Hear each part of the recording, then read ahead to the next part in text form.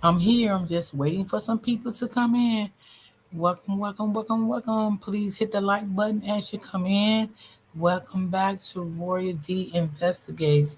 How's everyone doing on this Friday? I'm just waiting for people to come in.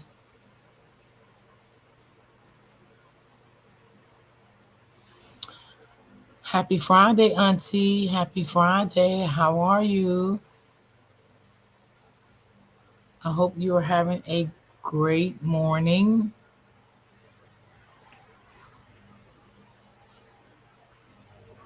Hi, Auntie OG. How are you? I hope you are having a great Friday so far. And thank God it is Friday. Oof. Yes.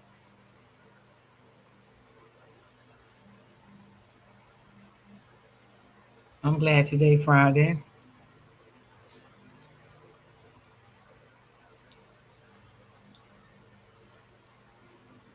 I seen that I guess that was the I'm doing good, Auntie. I'm doing good. I was just a little tired this morning, but other than that, I'm okay. I'm okay. Just thank God my 2 days is coming up to relax. How's the grandbaby doing? Hi, Auntie Strokes. How are you doing? Happy Friday to you also. Are you working today? Are you on your lunch break?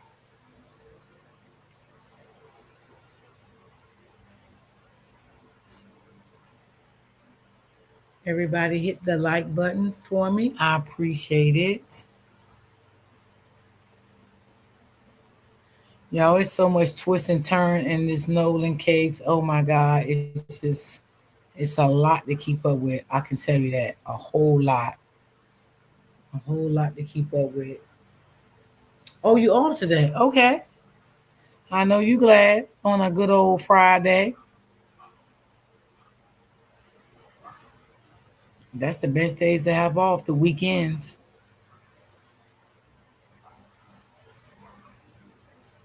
You say, Auntie, you say you full of energy. Yeah. With this Nolan case, y'all, it's a lot of twists and turns. It's like I don't know. It's like more people coming out to talk, and I don't know where all these people coming from. I'm just gonna be honest with you. I don't know where they coming from, honey. They're coming from all over the place.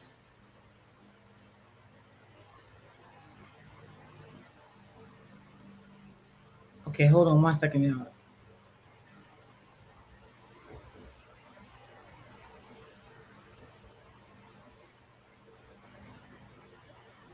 Hold on, give me 1 second.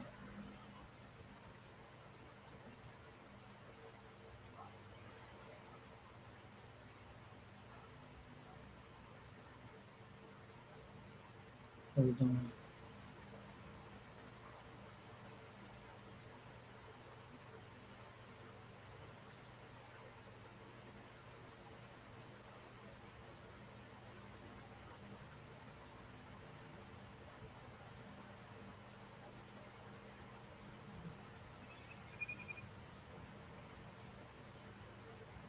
Okay, I have to send that out. Okay, so let's.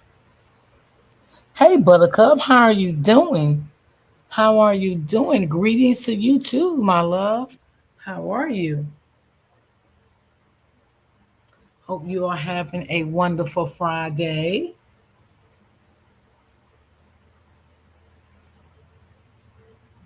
Okay, so y'all, we gonna get into it. Let's see, hold on. What is this?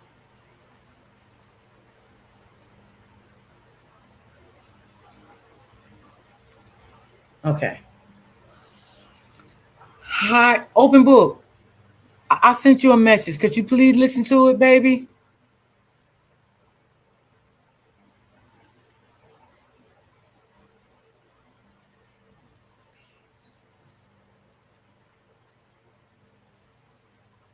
Oh, okay, Buttercup. Okay, got you, sis. Got you, got you, got you, got you. Got you, got you. So let's get into Miss Grace, y'all. Ooh, Miss Grace been spicy lately, y'all. She been real spicy.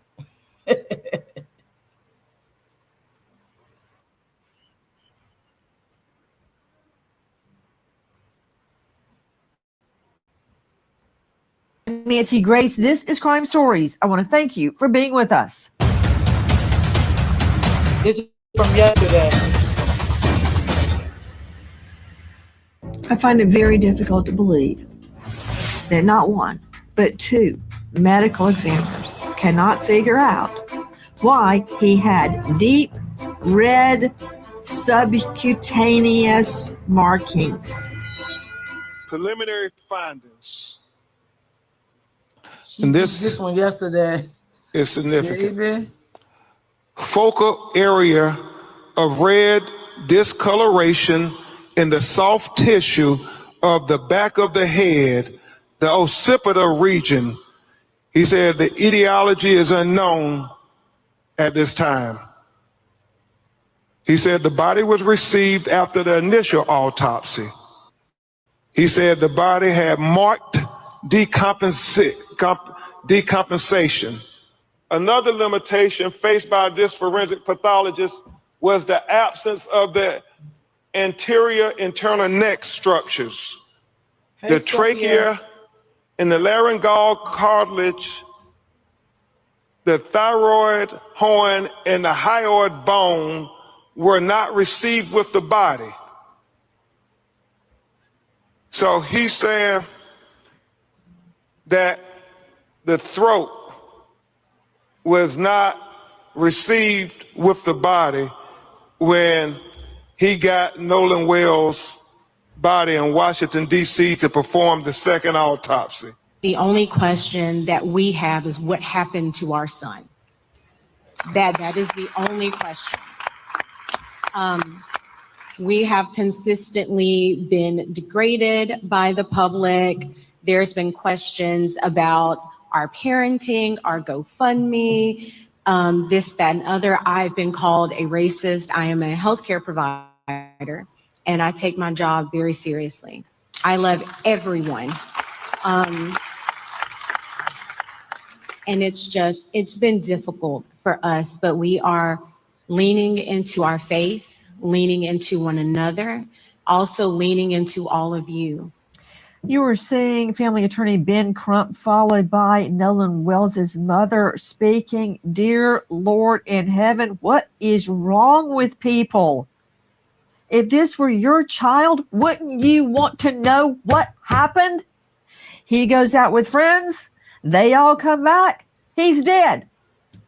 I don't understand the hate directed toward Nolan's family and to everyone looking for answers. At this hour, I don't think anyone is guilty, but I do know that there is a conflict in the stories, and we are not stopping until we know what happened to Nolan Wells. So you can send all the hate and vitriol you want. Have at it. That from our friends over at NAACP. Straight out to Joseph Scott Morgan. We got an all-star panel lined up to analyze what's happening at this hour. As we are learning, the FBI has swooped into this investigation. And that is not disparaging local law enforcement, although they did apparently jump the gun at the get-go and say no foul play suspected. Well, I suspect foul play because I don't know any differently. Maybe it will turn out to all be an accident. But as of right now, we need a full-on investigation. Joe Scott Morgan, before I give your very, very long intro bio, where's the throat? I know we have deep red markings on the occipital bone that's in the back of the... thank you. This is directly from the autopsy. We want you to see what the family has seen. Don't you think, Joe Scott Morgan, that the second medical examiner might need the throat to figure out what happened? I mean, Joe Scott, it's on fire, claims that Nolan They Wells was had in her been chat yesterday eating that lynched, chat up that he had been on this strangled, live. asphyxiated. Do I believe a lynching occurred? No, I do not believe that. But I do know I need to see the neck. Yeah, and let me tell you where the neck is. It's or the organs of the neck, as it's referred to. These neck structures are actually being held by the Mississippi State Medical Examiner's Office, and they don't just arbitrarily hold things like this, Nancy. This is something that would commonly go with the body when the body is released. So I deduce the fact that they have seen something there that they're trying to hold on to from an evidentiary value. Remember, the state still has an ongoing investigation in this case, and they see evidentiary value in this. And yes, I know that the second autopsy prosector up in D.C. would have liked to have seen this, but he understands this, why they would retain it. And it is being retained, I can promise you that, as are other tissue samples. But the problem is that when you get into these structures in the neck, one of the things you're trying to assess is, was this a drowning? Also, is there any kind of trauma? If people will just put their hands right here in the midline of your neck, you'll feel that kind of cartilaginous body there. That's cartilage, right? That can be fractured. Need I remind you, Epstein, right? So you have to examine this. Also, here's our word, Nancy. They're talking about the hyoid is missing as well. So they don't have that. Show me Joe Scott Morgan, because show me Joe Scott. You and I, hyoid, we know what it is because you and I have handled a ton of asphyxiation, ligature, manual strangulations, you name it. Hyoid, explain. So delicate. Yes. Yeah, and it's very, very far up the neck, Nancy. And one of the things that happens is that with the hyoid, it's generally only traumatized as a result of direct pressure that's generally applied by a throttling event or a C-clamp like this, throttling meaning like this, so manual strangulation. And an outlier here is ligature strangulation, but primarily hands-on, so they're looking for little fractures in here all along the way. So that has to be dissected, along with these there's a couple of other structures that you look at as well. They've held on to this for some reason. I don't have the answer for that, but I can tell you it's being preserved. I don't know if they're getting further consultation on their end, that is the state. And I'm sure that... Yeah. Stop. Joe Scott, you're Yes, giving ma'am. me so much information. Let me tell everybody, if they don't know who you are, why you're here tonight. Okay. Joe Scott Morgan is a death investigator. He has investigated over 10,000 death scenes of all natures. You've only got a few choices. You've got homicide, suicide, accident, natural causes like a heart attack, and unexplained. Tonight, we've got 2 unexplained medical examiners' reports. Yeah. Why? We don't have the lungs in a potential drowning case. Why? We don't have the neck in a potentially, as you said, throttling case. Why? Yeah. Those are the 2 main things I want to see. Facts. Joe Scott Morgan, professor of forensics, Jacksonville State University, with a world-class criminal procedure department. I've toured it myself. He's the author of Blood Beneath My Feet on Amazon, and he is the star of a hit podcast, Body Bags with Joe Scott Morgan, and so much more, but that would take the whole program. Joe Scott, really? With allegations floating, very incendiary allegations of lynchings, of throttlings, of ligatures. The main thing I want to see, the lungs and the neck, and they're both missing. I have a problem. Facts. Well, I don't know that the lungs are necessarily missing. Let me tell you how this works. They have done sections of the lungs at the ME's office in Mississippi. Now, No, don't cover it up, because they said his lungs was missing. Don't cover it up, okay? Now I know heard people say that also. So stop saying it ain't, you don't know if it's really missing. It is missing, man. The one thing that is included in this report relative to the second autopsy that's been released is that the doctor here, who is a fantastic doctor, highly credentialed, knows what he is doing, former chief medical examiner for DC, he is stating that he has taken tissue samples. He repeats this over and over again in the report. He submitted this for his own histology.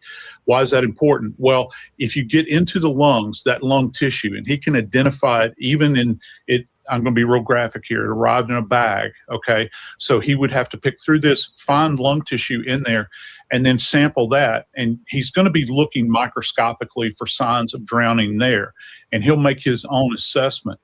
One of the things I'm concerned about, Nancy, and I hope that they did this down in Mississippi, is that when they do this initial examination, did they do diatom testing, which is So, Brittany, are you saying, so did the person who did the private autopsy get a lungs and throat before they buried? No, it was already taken out.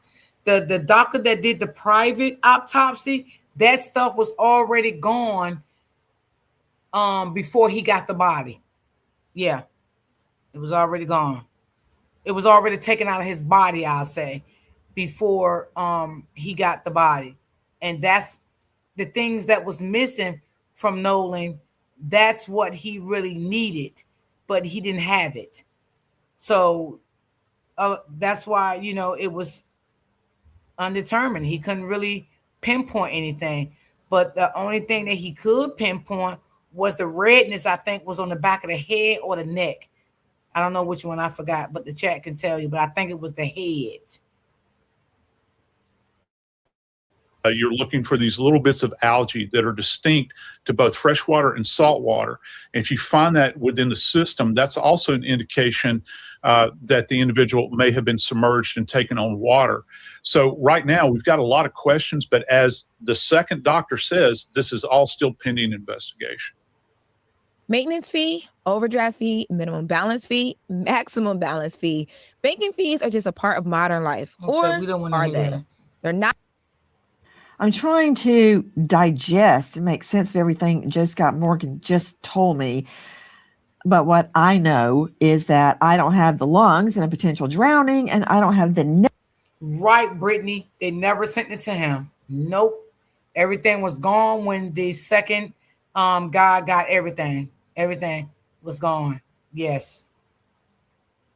And a potential throttling, as he called it. And again, Joe Scott, we don't have evidence of any strangulation, be it manual or ligature, except that deep red discoloration.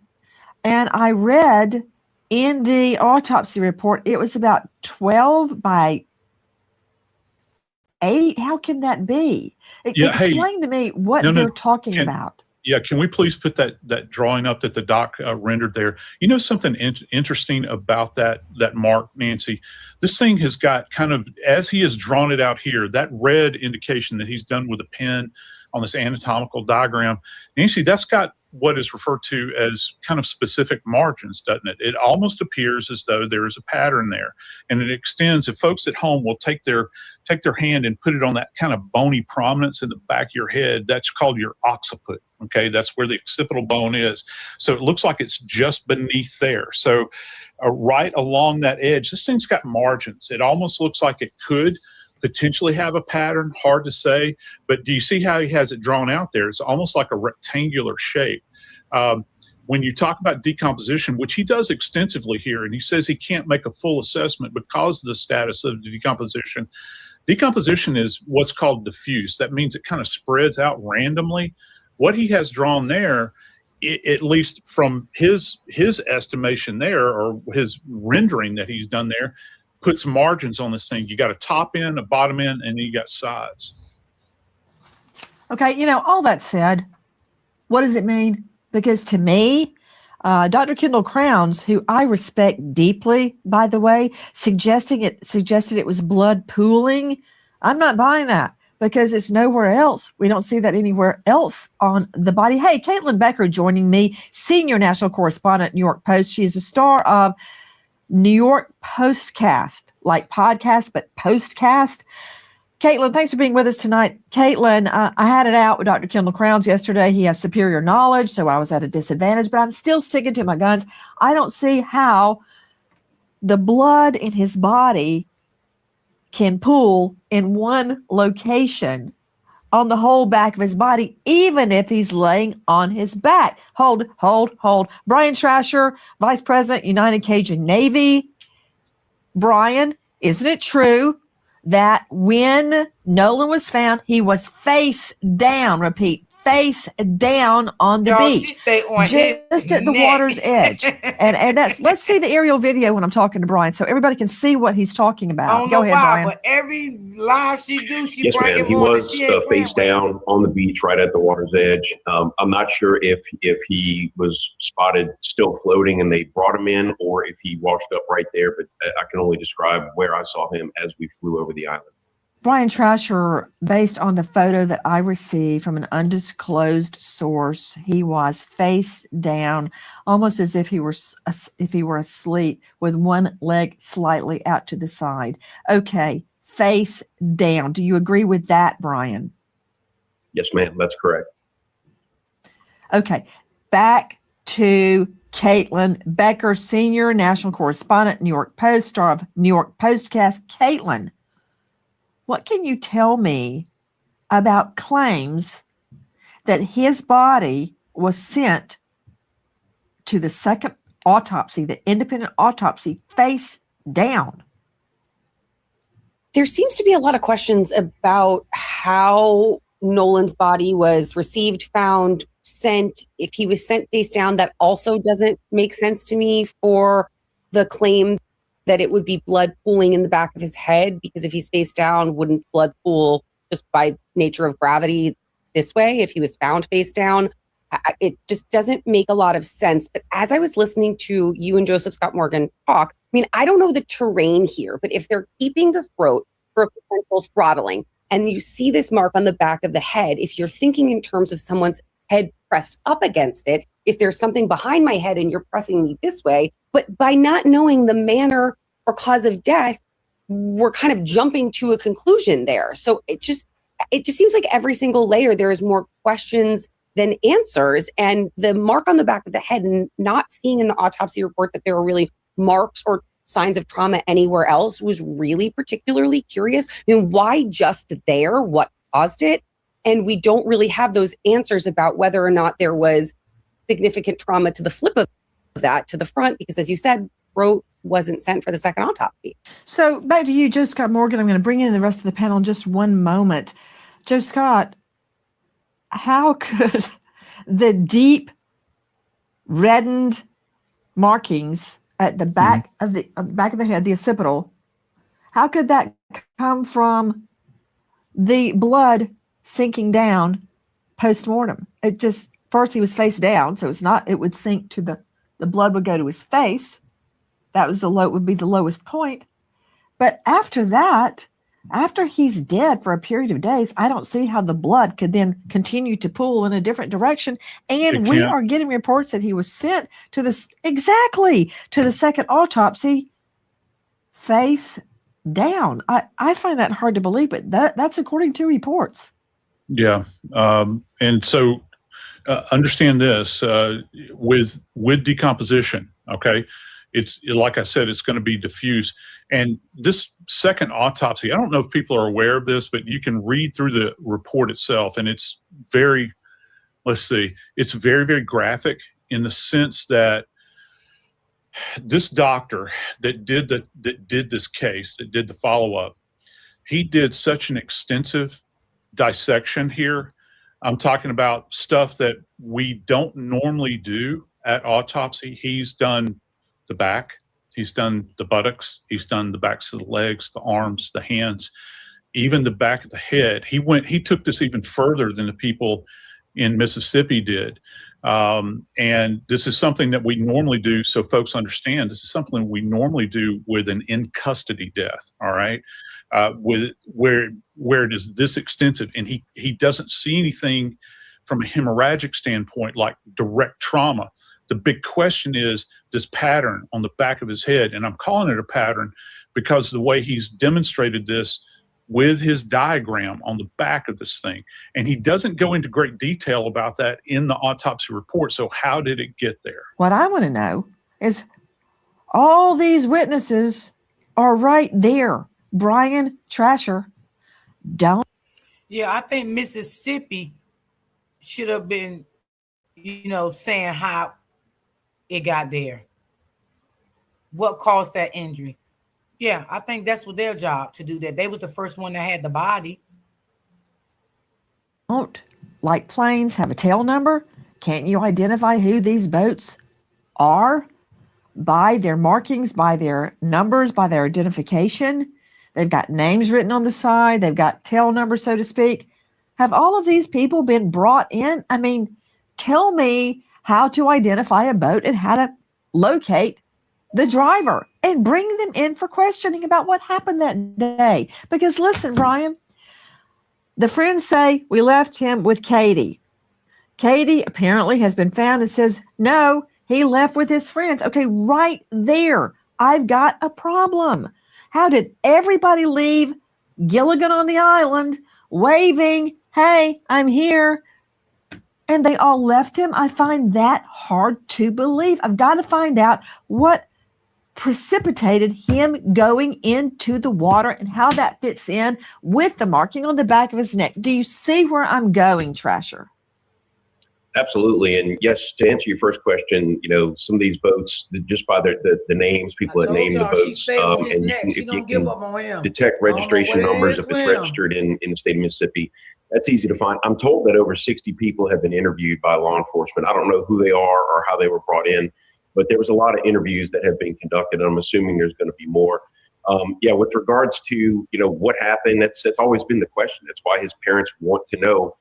There's this just absolute black hole from about 4:30 p.m. on July 4th until he washed up Monday morning, where nobody seems to know anything. Nobody seems to have seen anything. There's conflicting stories, as you pointed out, from his friends and people that saw him that day about who he was supposed to leave with. Did he want to stay back? All that. It's all hearsay. It's all secondhand. There is a massive hole in the story. And that's why this has gotten national attention that it's gotten. As far as the markings on his head, I mean, I was told by some of the people who recovered the body that it was obvious he'd come in contact with marine life while he was in the water. I'm not sure if that's possible explanation of those markings. I'm just telling you what I thought. So experts can weigh in on it. Brian, hold on. Joe Scott, I'm going to try to get a quick answer from you on that because it's valid. What Trasher just said is valid because if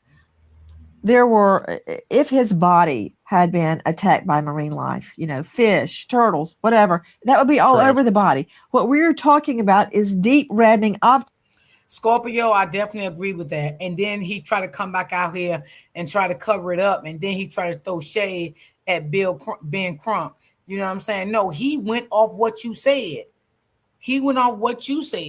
And now you're going to try to throw a little shade back at him. But he went off what you said. You the one said that he was fully clothed. So that's what he went off. Now you're trying to say you didn't say that. You did say that because I went back and watched that video. I went back and watched it because I wanted to make sure I wasn't crazy. But you did say that. Tissue, subcutaneous tissue on the back of the head, unlike the rest of the body. So that is not the same as the decomp on the rest of the body. Why is it so hard for everybody to get? We've got a problem with the back of the head. It's marked unlike any other part of his body. And you said something very significant, Joe Scott Morgan, that the original medical examiner kept the throat for a reason.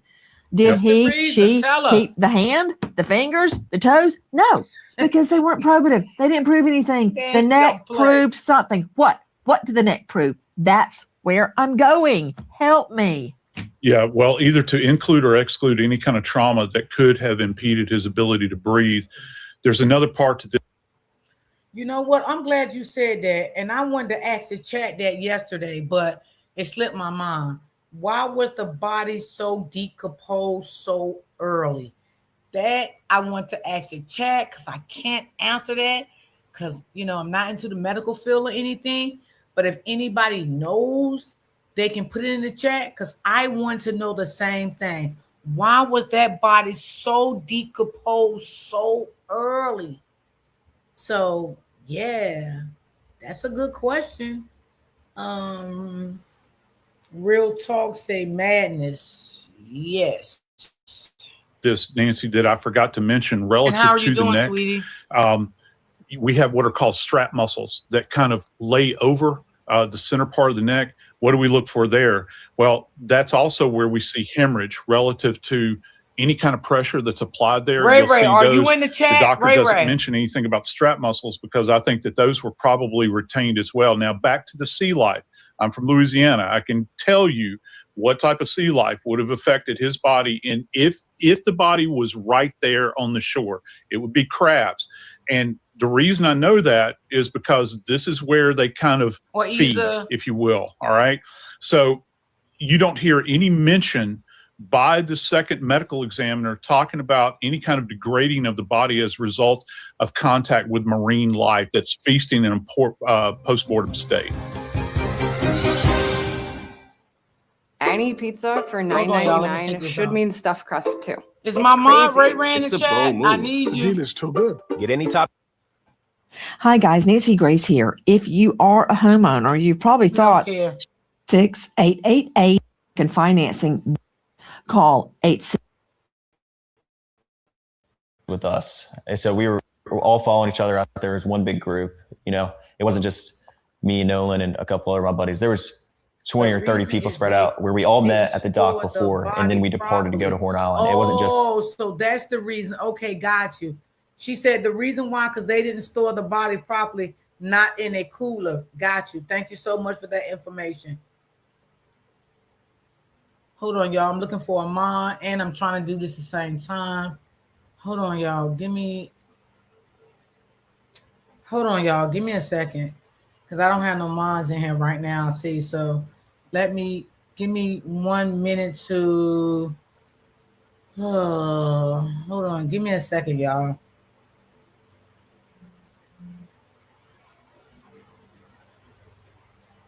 Because I don't have no mods in here right now. Can't do too much at one time. Hold on. Give me a second.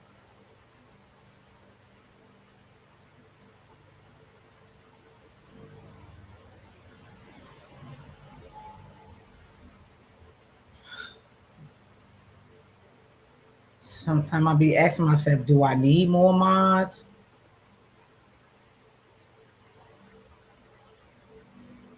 Auntie, is you in the chat? Check your phone.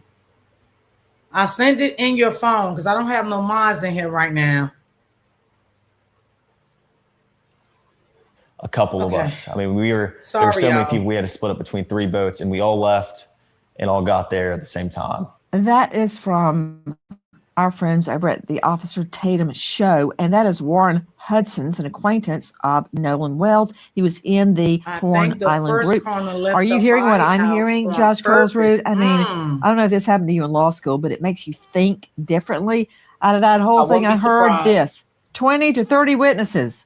20 to 30 witnesses.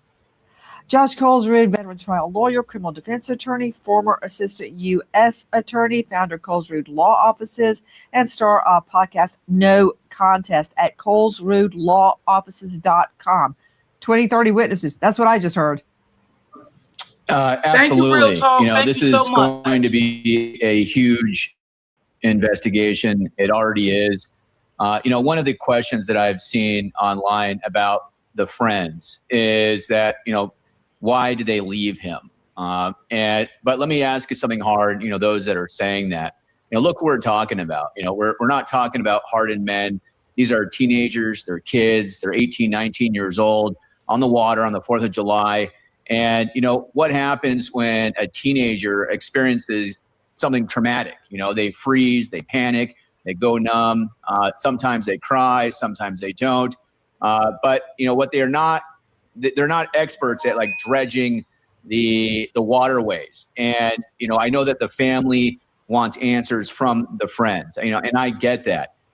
And one of the family members said, are they getting their lies straight? When they went back to the mainland and called for a cab.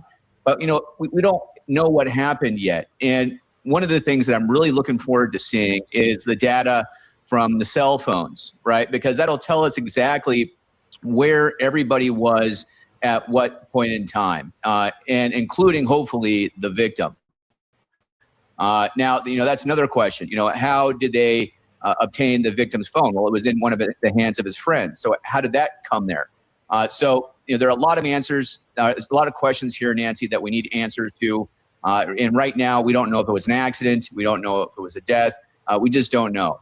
Caitlin Becker, who called who that night? Did mom call the friends? Did the friends call the mom? How did mom end up looking for Nolan? It seems like mom was on the case pretty immediately when Nolan didn't.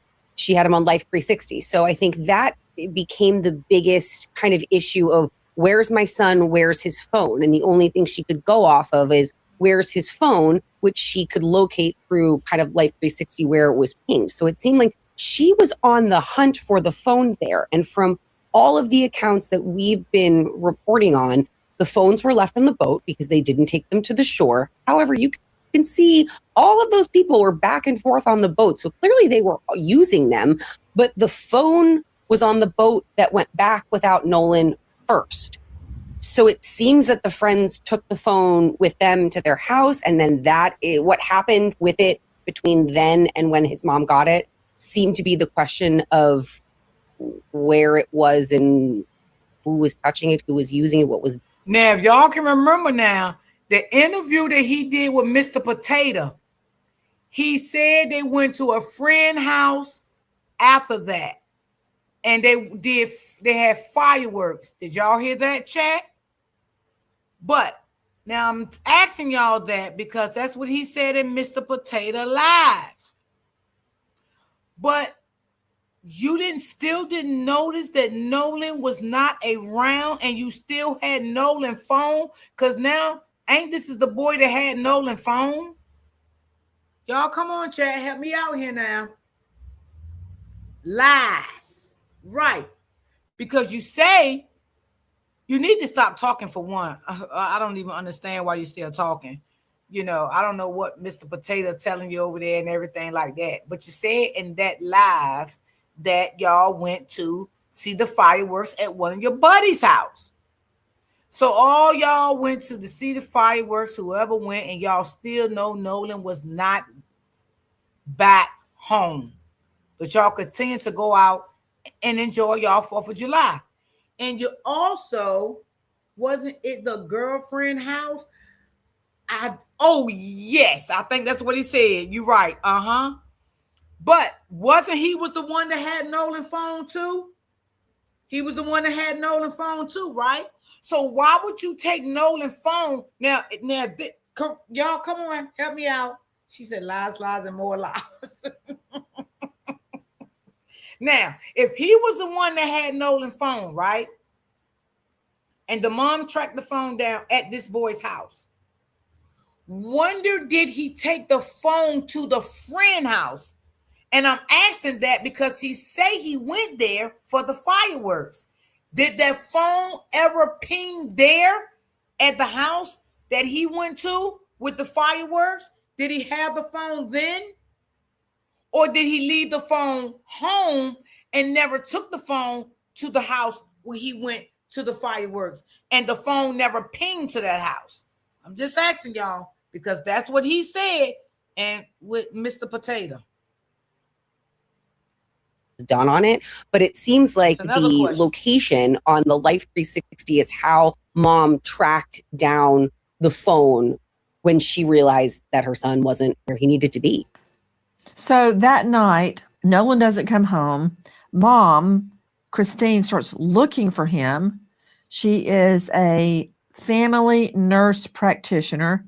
She starts looking for him. She looks on Life 360 and follows it. You can get that on Life 360. Show me the route to the phone. And she did that to the friend's house that had all been out to Horn Island. And she's like, and she goes, where's Nolan? His phone's here, but he's not here. And they go, yeah, it's out there in the truck. So they wait 15 minutes to go get the phone and come back with it. Everybody's just sitting there in the dark watching TV. Nobody said, hey, where's Nolan? Nobody said that until she came over looking for the phone. The Section 8 waiting list is open. But it won't stay open for long. You must act. Which could kind of point to, if I'm hearing it, it could kind of point to two things. I knew there's a huge faction online saying, what are they doing? What are they covering up? What are they hiding? But then on the flip of that, just to play devil's advocate, if you don't think there's anything wrong with your friend, if you assumed your pal was in another boat with another group of friends, why would you even think to be concerned about that until his mom comes knocking at the door and says, where's my son? Right. So, I mean, like the teen behavior, it reminds me so much of the teen or the young people in the Idaho murder case, just looking at them to be like, why are they not reacting the way you would think someone would react in a situation? And while the circumstances are so wildly different, I think we have to remember that we're talking about, teenagers here, and teenagers who were leaving in a large group, who admittedly were drinking, who were partying in 3 separate boats. So I think it might have been easy to lose track of one another. That doesn't explain anything, though. That doesn't explain why no one, not a one person out of that 20 to 30 said to themselves, where the heck is Nolan? I mean, if you and I were out with 20 to 30 of our friends. And we're not going to keep saying because they're 18 and 19, okay? Because you got some 18 and 19s out here is more smart than what you think, and they know what the hell they doing, okay? And they know right from wrong, and they know when they committed a crime. They might not know how to cover it up good, but they know what the fuck they did wasn't right.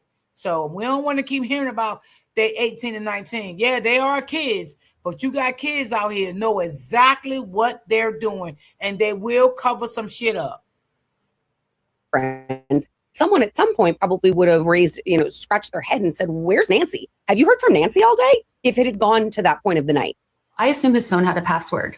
There are certain things that you need the password to do, such as delete activity. But if you don't have a password and you pick up your phone, if you're touching the screen, that leaves a trace. If you're trying to power it off, that leaves a trace. So we should be able to see people without a password trying to actively interact with that phone, as well as someone that has it. So we would do a forensic acquisition, and that's really important here. Someone just looking in the phone, you can get a glimpse. And then, y'all, if you keep trying to get into your device, right, it will alert your email because they need to know if it's you. And I know that for a fact because it does that to me when I forget my password on my other laptop. This is a new one here, but it has done that to me before.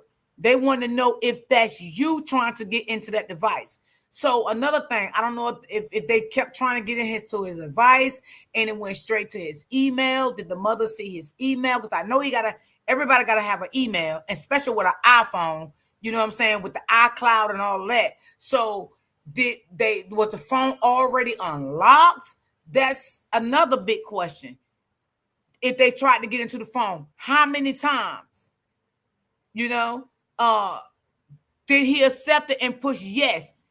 Acting though if it was Nolan trying to get in his device. Because you got to put yes or no. If it's you, they're going to continue to let you get in the device. Right? If someone got your device, they're going to send an email to your phone. Say, for instance, somebody try to get into your laptop. They're going to send an email to your phone, right? You're going to immediately say, no, it's not you. They're going to block it, right? But if it's you, you're going to go into your phone or your email and you're going to push yes. So that's another thing. Like, did his mother, could see that from her phone? I don't know. But you can't see what's deleted and hiding below the surface. We need a forensic acquisition to do that.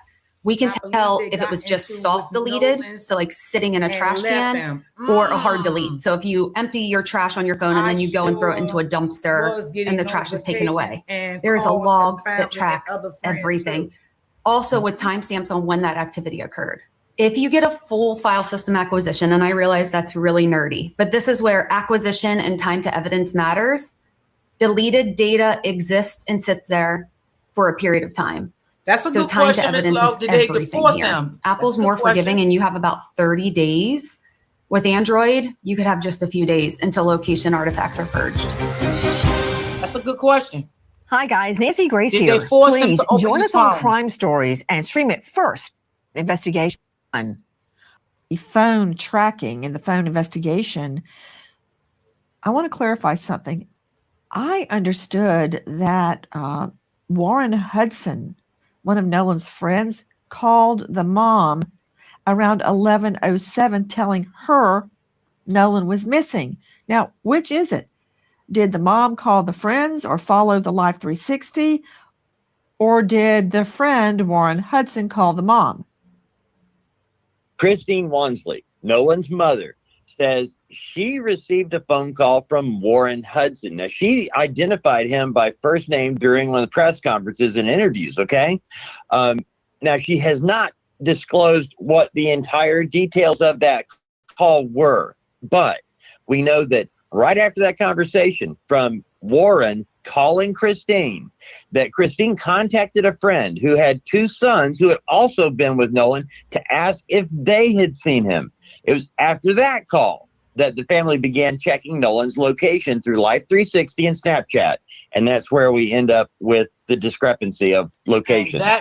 We also learned tonight the FBI has been called in. Anything that you can give us? Not at this time. Okay. Can I confirm that y'all are working with the FBI with the case? Yes. Okay. Any other agencies that you're working with at this time? All right. And is this case still under investigation? It is actively under investigation. Okay. So I was told by the district attorney everything is going through her office at this time. And everything else should be referenced to the district attorney's office. Okay. You know, Caitlin Becker joining me, senior national correspondent, New York Post. I just learned two very important things. Number one, the FBI is involved. Why? And number two, at the outset, I understand that local law enforcement first said that no foul play is suspected. It was a simple drowning, if there is such a thing. But now the FBI is in and everything's being referred to the district attorney. Is that correct? From what we understand, our reporting says the exact same thing, that the district attorney is dealing with everything. This is going to go to a grand jury, which we understand is very typical, especially in this area. I think it's typical pretty much everywhere. If you have a suspicious unnatural death, that something would go to a grand jury. The local police do seem like they may have jumped the gun in calling this a simple drowning with however exactly that they worded it, just a drowning with no foul play suspected. That doesn't say there was no foul play at all, or there couldn't be, or they're not investigating. But to just write this off as no foul play suspected off the bat, I think got everyone's kind of hackles up. And I think that's particularly something that the family didn't want to hear. You have a strong swimmer, young guy, athletic person who went out, didn't come home, and no one had saw him struggling. You didn't see him go in the water and struggle. That's a simple drowning. We saw someone go in, we tried to help, they drowned. That to me is a case closed, simple drowning. But now the feds are involved and the FBI is involved, perhaps because there is more to it than it seems. Right. Josh Colesworth, I got a question for you. The FBI is now part of this investigation. That is significant. The FBI is only brought in under certain circumstances. That is within the state jurisdiction. And this thing has mushroomed from no foul play suspected to the DA is handling all of this. And I'd like to point out that the sheriff was not responding. Well, guess what, everybody? When I would be besieged by reporters when I was prosecuting case, you're not at liberty to comment on an ongoing investigation as much as we on the outside looking in feel stymied. I'm surprised the law enforcement officer even stopped to talk to the journalist, WDSU, because they shouldn't be revealing evidence. So don't make it look like he's hiding in his office. He should not be revealing evidence. That said, address. This is now at the district attorney level, and the FBI is in. That's what I need you for, Colesrud. Yeah, so great question. So let's separate the two. The district attorney works for the state. The FBI works for the U.S. Attorney's Office. Now, just because there's a homicide does not make this a federal case. So ask yourselves, why would the FBI be here? Well, there's two possible reasons. Number one, we know that the family has hired a very prominent civil rights attorney, and there might be a civil rights component here. And civil rights always includes the federal government. So if, for example, there is an allegation that the local law enforcement didn't do something, or there's a racial component to them not doing something, that of course can bring in the U.S. Attorney's Office. The second reason the FBI could be brought in is that this small town just needs help with its resources, right? They don't have the manpower for this type of investigation. And we've already seen that they've had a couple of missteps with the media, like you just said, where they want to be closed-lipped with the investigation. Check this out. This is how I can afford this Jeep Wrangler. I was paying $243 for my brand new Jeep for insurance coverage. You can see the breakdown right here. And now I'm going to show you steps with the media. They said this was a natural causes accident, no foul play. That's more than a misstep. Yeah, that's a COD, cause of death, manner of death. Okay. The FBI has been brought in to work with law enforcement. And you know what, Dr. Bethany Marshall, joining me right now, psychoanalyst out of LA. She's the author. She's on Bravo. She's on Peacock, star of a new hit podcast, On the Couch with Dr. Bethany Marshall. You know, I don't like the way Colesrud just said that. They're from a small town. They need help. Well, you know what? Not every jurisdiction is New York, LA, Houston, Atlanta. They don't have this type of investigation all the time. So that's another thing, Sheriff. They might can get the phone records. Have they put in for them? Did they suggest the phone records be pulled? I don't know. I will hope so. I mean, that can show a lot, like how many times his phone was used, the period of time that when he first went missing, was any texts coming through there, any phone calls. And like I just said before, if they was trying to get into his phone, did they try to get into it? The email could show that. It could, all of that stuff can be shown.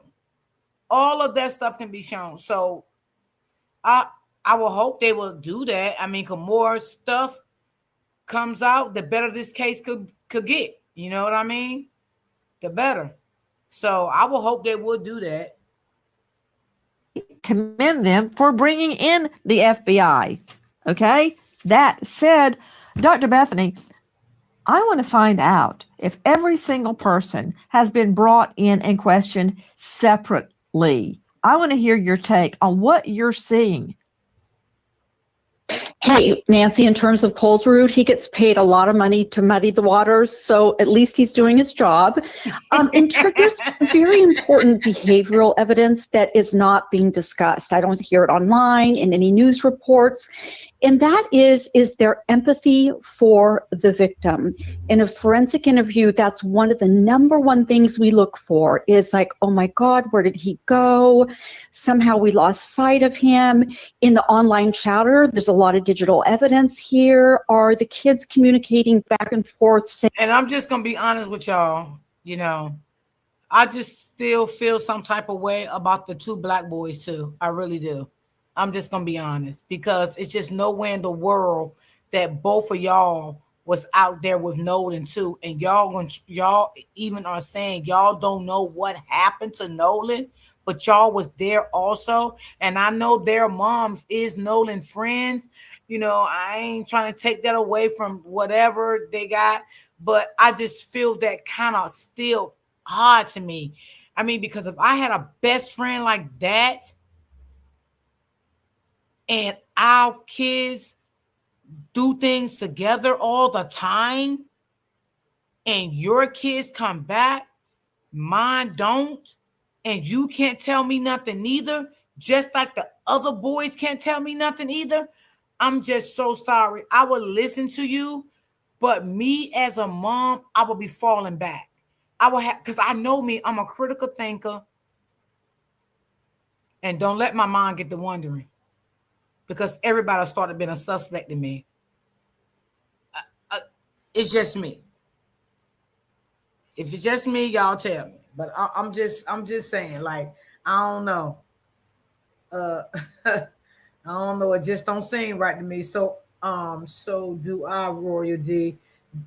They sing fake. Yes. Your enemies can be right there next to you every single day. She don't know what her sons, maybe, I don't know. It just don't seem right to me. I'm not feeling it. I'm not feeling the two friends neither. I'm just not gonna, sit here and say, oh yeah, fuck the white boys. And no, I'm not gonna do that. Fuck all of them right now. Because I feel all of them know something. All of them. I feel all of them know something. I just don't believe that these two boys went there also with Nolan, and they was better friends with Nolan than anyone, from what I'm hearing, because these boys grew up with Nolan from little kids. The two black boys.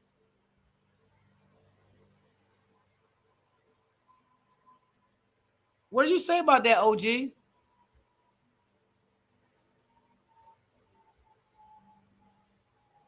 I think Hello. she. Yeah, I mean, Can you hear me? yeah, I don't. I just don't feel good right now about that. Them two boys. I'm not saying that they had anything to do with it, but I just don't feel like everybody was out there and nobody know what happened to Nolan. Nobody. All y'all went back to the main line, and nobody knows what happened to Nolan. And then again, another content creator said again last night, y'all, where is the reports? And I said this yesterday, and I've been saying, I'm gonna keep saying it. Where is the reports of the toll? You saying the boat was towed back to the main shore, to the main ground. Where is the reports? Who was the people that came and told them? Okay. When the toll people got there, how many people did they see on the boat? Did they see Nolan on the boat? Did the boys on the boat tell them Nolan was missing at the time that they was rescuing the people? If the boys told the people that was rescuing them, did the rescue person came to rescue them? Did they report that Nolan was missing? I got so many questions with the toll people too.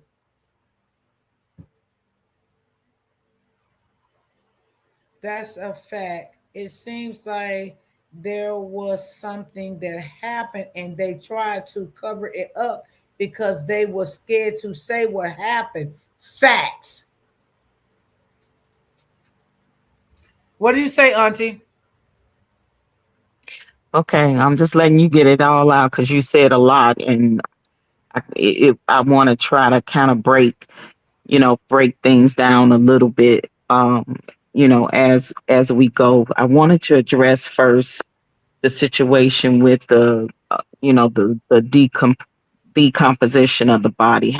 How in 2 days of him going missing and being found, that the body was had it was unrecognizable to the point where they had to use his dental records to identify him, and that's why the mom had to have a closed casket.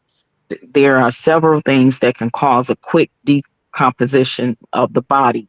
Because I remember in that interview, Warren was telling he was telling the raccoon guy that the waters, was warm. The water was warm. That is one thing. And if the water is high level bodies of water and it's warm water, that can cause it.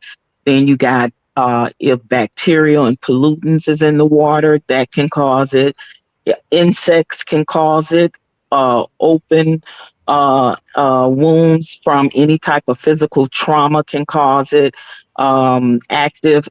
Aquatic scavenging can cause it. It's a lot of things, right? So in that time period that he was found, because something had caused the major decomposition, because we got to think about the autopsy that Crump and them had. Remember, he said he didn't find any like lacerations or open wounds or anything on the bases of the body, like the larger parts of the body. His concern was the fact that he didn't have a throat, right? His concern was that there was that red blood, blood, blood, how you, when you get a bruise and blood clogs up. He was concerned about that in the back of the neck, and the fact that he didn't have lungs or stomach content to do extensive, more investigating of the body to find out the cause of death. And I think that was intentionally done by the state of Mississippi medical examiner, because one, either she could want to do, or they holding it to do deeper investigating off of what they found, because they obviously think that there's something to that. If they are keeping certain body parts, because your organs and certain things can tell you the cause of death, right? So that red bruising, bloodshot bruising on the back of the neck is probably the reason why they kept the throat and all the throat content, right? Because I think that they know that there is something there for sure. And then keeping the stomach content, keeping the lungs, is because the lungs and the stomach can prove if he died by drowning, if there's water in the lungs. That's another reason why I think the medical examiner for the state of Mississippi kept it, because I think that they believe that there is some foul play, but they played the game with Crump and them and not giving that pathologist all of the tools that he needed to establish cause of death. So that is why he said it undetermined, pending further investigation, because there really needs to be further investigation. So you absolutely cannot rule out foul play. And I want everybody to understand that, because this is what not Crump, but the prosecution is going to take to the grand jury, saying this was the findings, because the state has to present theirs to the grand jury, right? And then Nolan's parents is going to present theirs to the grand jury, not per se like the paperwork, but they're going to say these were the findings in the autopsy. The state's going to present theirs. Nolan parents' representation is going to present theirs, and in the form of a question, the grand jury can ask questions. What does this mean? What does that mean? What? Why was these organs taken out? Why was it? They can ask questions. They can't actually see the paperwork. It can be explained to them, and then they can ask questions based off of what they're being told by the prosecution, because defense is not going to be there. It's only the prosecution, because they are the one that has to prove that there was foul play, or this is not adding up, or something is wrong, right? So that is why Trump was constantly saying it does not rule out foul play. That was important to say that, because it don't. Because right now it is undetermined upon investigation. And that is going to be in the hands of the state of Mississippi medical examiner, which we all know she has been crooked and has been doing nefarious things when it comes to autopsies for Black people. But now with all this pressure and all of the eyes being on her, you gonna tell the truth, right? Or if Nolan's parents still suspect that there is something wrong, they can request the rest of Nolan's organs and things like that be given to their pathologist, their And medical I think that's examiner. what they need to do. I think that's what I think they need to go on and put a request in to give it, because I don't think they're gonna give it. Now, somebody Well, in the chat said they can't do that until the medical examiner give hers first. Then they can do it if they don't feel like, okay, you know, I if can agree something with was that. questioned. Okay, Yeah. she said, You said somebody in the chat was saying what? I can't remember. Which one? I don't even know who it was. Somebody said something about, because I can't see the comment now. Somebody was saying something about that. I think Warren, that the boat never came out to help them. Something like Right. that. Somebody in the chat said that Warren Yes, said. yeah, I see Okay, it. I now you see know it. why? It came from, I think, Tabitha Lester. I think that's where it came Okay, from. can you read it? Because I can't see it on my end. Yeah, it said Warren said in his interview they canceled the tow. Okay, you know why? Because there was nothing wrong with that boat. That call that Warren put in for that boat, that Mr. Potato Head don't really see the truth in it, because he's a narcissist. Okay, excuse me. Okay, that was a stuff off, and I've been saying this over a week. I never believed that a tow came to help them. I never believed it was nothing wrong with that boat, and I still don't believe it. Okay. Well, if it was canceled, this is the thing where Warren in his interview got caught in so many lies, because I want to break that down too.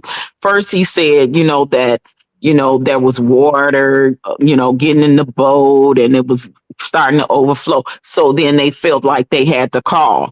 But if it was that serious, right? If it was that serious, you would have allowed them to come and to help you guys That's what I'm saying, and Auntie. to get That's the why I boat said towed. So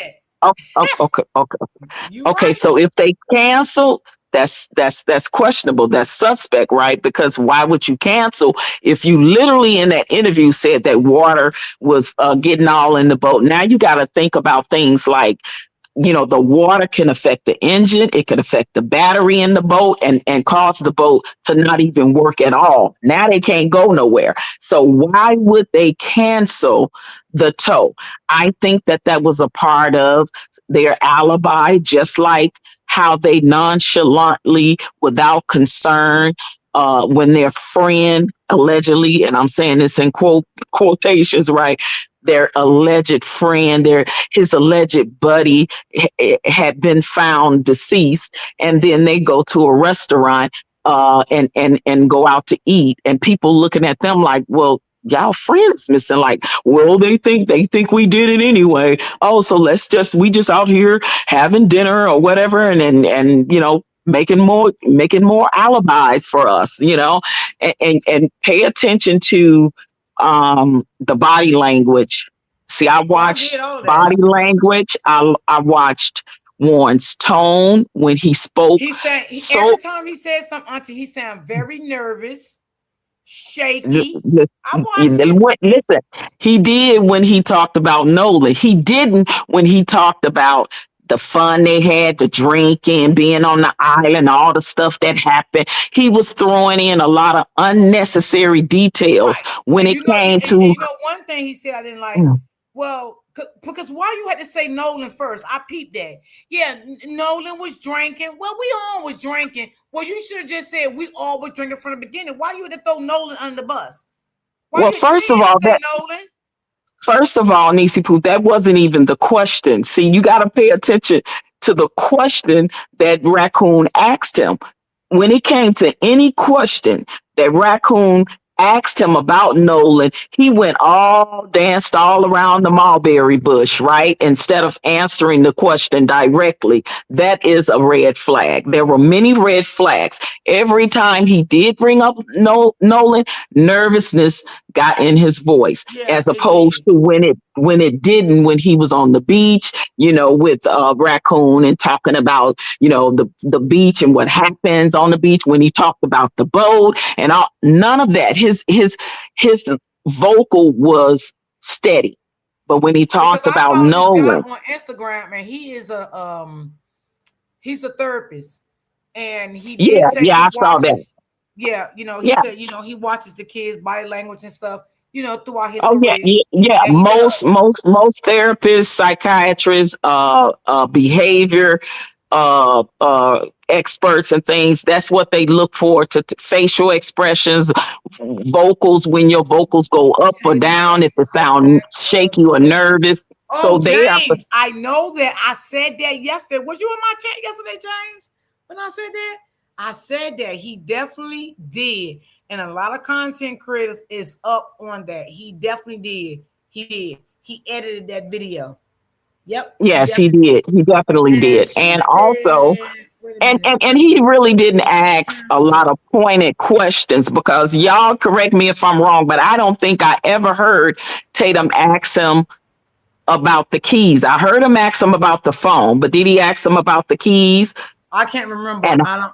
oh, See, the okay, things and he should how have asked him, he didn't ask him. Let's put it that way. There's a exactly lot of he things that he should absolutely have. didn't. Yeah. Okay. What And made you then take the phone home? he also led the questions for Warren. If you pay attention, he was like, "Yeah, because y'all young and it's girls and drinking," and he led Warren into certain questions that he should have only allowed We Warren all know that to narcissist answer, does right? that. We know narcissists does it. They lead you into questions because they want you. They want to have power and control over how you talk, how you say things. They want you to agree with everything they say. That's what they do. Shit, yeah. Uh-huh. Yeah, Somebody absolutely. So said the toll. Oh, she said the toll was canceled because a man helped them out. Now, that I don't know. I can't okay, verify that. so again, where's this mystery man? Why he hasn't come forward and spoke? Yeah, See, because all of again, these things is questionable. Now, if Nolan is my best friend and my brother, or if say me as a female, I'm calling somebody my best friend and my sister, but they never came to my house. They don't know my parents. Like where they do that at? Like, and I have no empathy up there in that interview.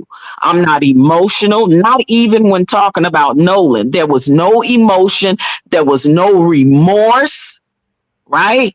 There was no, if that would have been my friend, and whether I was there or not, I would have been, man, like that psychotherapist. I would have been all, oh my God, I wish I hadn't never allowed her to stay. I should have drug her off that island. I should have insisted. I should, none of those things that you would say about your best friend that you say you love and care about, and that is more to you like a sister or a brother. Okay, Those were. Tamara said they canceled the boat because his buddy pulled them in. Got you, Tamala. So, Tamala, let me ask you a question. Did the buddy ever come out and speak, if you know of, that that he did pull them into safety? And, it just, you know what, y'all, I'm just going to be honest. It's just so many of them, even if their buddies or friends come out and clarify stuff, I don't even know at this point if I can believe them, because they So all on I each know other's side. when he was saying buddy, I think he was referring to like the Bart guy, the Wyatt guy. When he say buddies, right? But he called Nolan his friend. So to me, a friend is more important than a buddy. A buddy is like a casual type of friendship, not like you my friend, you my brother. Yeah, he just So wanted Miss Potato Head to think he was real friends with Nolan, but he was not real friends with Nolan. Exactly. And to just, Nolan was such a nice person. He never, everybody loved him. He lit up a room, and all of that is like, that was all that, and it was coerced. Let's talk about how that sound rehearsed.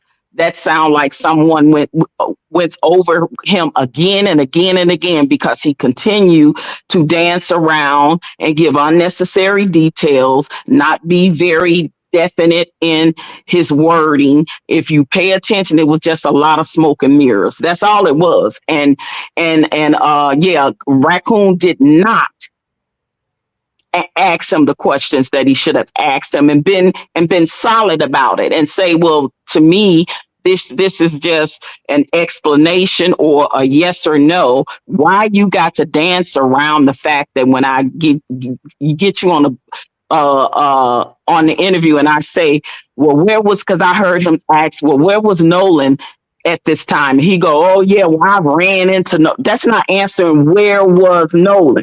Oh, I ran into him a couple of times. We spoke, and then out of my peripheral, I heard Wyatt telling him, get on the boat, get on the boat. Nah, that's not that. He asked you, where was Nolan? He didn't. You see what I'm saying? So watch out how he answered a lot of those questions, which he really didn't answer. He kind of danced around it and all of that. And listen, Officer Tatum is or was a police officer, so I'm sure he has done interrogations before. That raccoon know that those boys are lying, right? He knows it. But because he, like you said, the narcissist that he is, and he wants to keep his predominantly white platform and continue to get the money, the clicks and the views and things that he's getting by, being in close proximity to whiteness is the reason why he's doing what he's doing. He don't give a shit about them boys, and he don't give a shit about Nolan. Let's really be clear on that. Okay, it's all about him and his platform and what he's trying to gain and prove by gaining the acceptance of white people on his platform. Because when I went, I'm not subscribed to him, right? But when I went on his platform and just was watching, reading some of the comments, I was like, oh my God. And they were predominantly white people. And that's what he wants. He likes that acceptance and close proximity to whiteness. And he is a black self-hating man. He is a black, I ain't gonna call him man, he a male. He's a black self-hating male. His hate for his race is so deeply rooted in him, just like racism and being racist is deeply rooted in white people, if that makes sense. Yeah. Yeah. But now I know that he went in this girl. I'm going to play this video for y'all as soon as I finish. Some girl on Instagram, he was calling her names in her comments, and she went and did a live on him and blasted him. Yes. He was calling her names and everything. Oh, the raccoon? The raccoon? Yeah, Mr. Potato. I call him Mr. Potato. Mm-hmm. Well, you letting them off easy calling them that. Yeah, I call him. I got several names for him. I mean, other than raccoon. How about buck dancing? How about Sambo? How about trader? Right? How about bootlicker? You know what I mean? Come on, I got a bunch of them for him. Okay. All right, we got another video I'm gonna bring up because I want y'all to hear what this person has. And did y'all see? Too quiet? I know Turn y'all your seen sound it. If from not, I'll 100% play half to so y'all can hear 600% it. with Sound Did y'all Pulse. see that Just the hit prosecutor Add to spoke Chrome. out? It Did y'all installs see in that? seconds. Click the icon. Boost the volume. That's Yeah, I saw the DA gave her politically correct speech. You can't help but notice. Okay, let's. And he saw. Oh, and Tabitha. I forgot the main one, right? I know I said all of those, but I forgot the main one. The Step and Fetch It. That's the main one because he's doing the dancing song to entertain the white folks. So he's a Step and Fetch It as well. That's another one for you, Tabitha, because I see you laughing in the chat. Okay, let me bring up this one here. See what he By said. the pathologist that did the private autopsy. This forensic pathologist identified several limitations during the second autopsy that create barriers to establishing a definitive cause and manner of death for Nolan Xavier Wells. And that's important. He talks about the fact that we didn't get to see the body when it was first recovered, like the medical examiner working for Mississippi would have said. So something else I want to point out that came out of this press conference with Crump, there's been and not just this press conference, but with the whole thing since this began, there's been bad information that's circulated around. There was a photo initially circulated. Benjamin Crump, who is the family's official lawyer, well, look at this. The United Cajun Navy tweeted this, said, we didn't say, and actually tweeted it at Benjamin Crump, at Attorney Crump. We didn't say Nolan was fully clothed when found. He was wearing only swim trunks. Please don't misrepresent our words. Now, what they're talking about, I'll just play you guys the bite so you can see it. But Crump said that the United Cajun Navy said that Nolan was found face down, fully clothed, which is something. I thought I heard him say fully clothed too. Navy, which the United Cajun Navy says is not true and that they never said it. But listen to what he Crump did said. say it. That the United Cajun Navy are so forthcoming. The fact that they told us, we haven't heard from any of their local officials that Nolan was found face down, fully clothed. Well, that's significant to us because the last time we saw him on the videos, he was without a shirt. So at what point did he put on a shirt? So again, and just something to consider.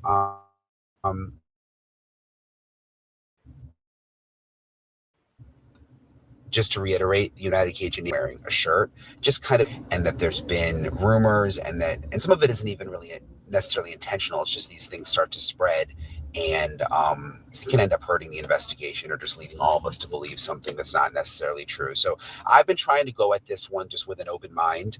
I understand what the family is saying, and I also found it, and if you go back and look at my episode from last week when I interviewed the retired FBI agent, the sheriff initially came out and said that this was probably a mistake, and I think is what set the family off.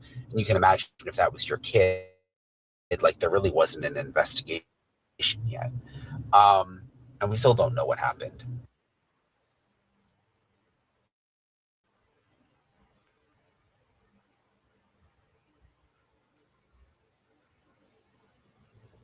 Are you there, Nisi Poo? Okay, so I'm losing service here. What is I'm doing here?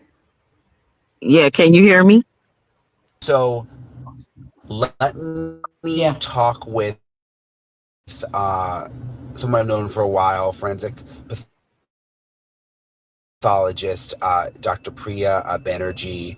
And look, this kind of stuff, it's scientific, and you need a forensic pathologist to talk to break down a report like that, which is what I'm going to do in this episode, because this goes above all of our heads. I mean, and it's such a specialty, people who do autopsies. So let me get to my conversation with her. Dr. Banerjee, thank you so much for joining me. Really appreciate it. It's always nice to see. I thought it right away when I was going over this private autopsy report, because I'm like, I need to talk to her to understand. It goes, so much of it is so scientific and goes above my head. The first thing I wanted to ask you is, there was the official autopsy done by the state of Mississippi. Yes. And then it sounds like things were removed from the body and that kind of thing. And then the body gets sent to Washington, D.C. for this private autopsy. Can we really rely on what's being reported from the second autopsy? Because are things just disturbed so much from the first one?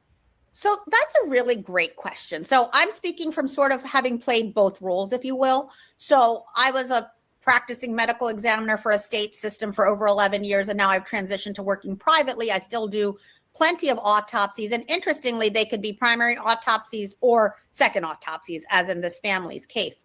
And it is often a family that hires me, right? They want me to take a second look, sort of dot I's, cross T's, and give them what they think is an unbiased report. Okay. So I have the hardest time turning my brain off at night and winding down. Right when I get into bed, I always seem to start thinking about everything I have to do the next day. It got so much better though when I started using Beam Dream, whether I'm at home or in a hotel. I always have it with me, and it really does help me relax, go into a deep sleep, and wake up feeling amazing. And I appreciate Beam Dream for sponsoring this video. Beam Dream contains 5 all-natural sleep-promoting ingredients. Reishi, all the ingredients work together with no added sugar. Sometimes total game changer for me.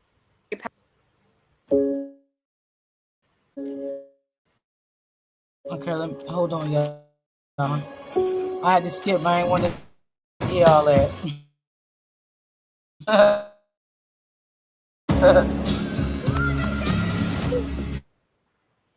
They save tiny pieces, like we say dime size or nickel size pieces of tissue to look under the microscope if necessary. But sometimes you may want to keep larger structures for more analysis. Commonly, this is the brain, the heart, sometimes the neck structures as well. So it doesn't surprise me. Nolan was decomposed, so I don't know if that plays into their analysis. Like they need to take a more, detailed look at it, and that may take more time, and it's their prerogative to keep it. You are always a little bit, I don't want to say handicapped, but it's challenging because the second autopsy, everything has been manipulated through the first exam, right? Nothing's in place. You have to sort of figure out what's there, what's not, and everything has been dissected. So it's not like looking at the heart in place, looking at the lungs in place. Does that make sense? Yeah, it makes sense. I want to ask you, there was this one, and I went through the report. There's a lot of talk about something with the back of the neck, and what the report says is dissection of the back of the head during the layered posterior neck dissection revealed a 12 by 8 inch, forgive me if I'm pronouncing some of these things wrong, facial area of red discoloration in the deep soft tissues overlying the occipital bone. The etiology of this finding is unclear. There are no lacerations of the overlying skin nor fractures of the underlying skull. What is that? Because is it back in this area? Yeah. So it's sort of like, I don't know if I can do this, but I have a lot of hair. So, but it's basically sort of the back lower part of the skull, the occipital bone or the occipital region, sort of like.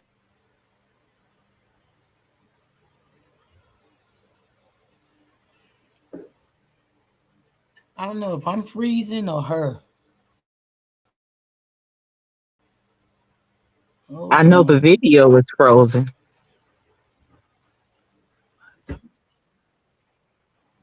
Yeah, that's what I'm looking at now, the video. Hold on. Like where your head meets the pillow, if not a little lower. Okay, and it's a very nondescript large area. That's what he measured.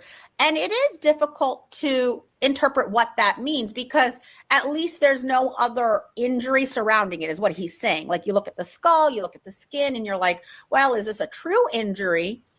Or is it an artifact? Now, artifacts can be derived from either the sort of blood sort of pooling after the first exam, after the first autopsy exam, or is it an artifact of how the body was situated due to decomposition, right? There is significant changes in the tissue structure and the fluid shifts with decomposition. So I also don't know what to make of that. I read the report myself because it's in a peculiar region.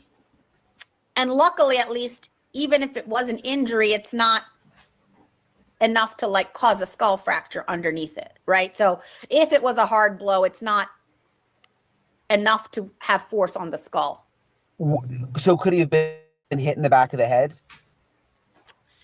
It's very difficult to say. I think if there was a strong enough hit, you would see more fracture, more sort of bleeding, not just in that one region. You would see disruption potentially of the skin. You see a laceration from the scalp. Scalps bleed a lot, and then it would go deeper. So I really don't know, without seeing more. Can you cut it off right here, Nisi Poo, right quick? Because I'm myself. Can you stop it right here? I guess based on what you saw, does it seem like that would? Yeah.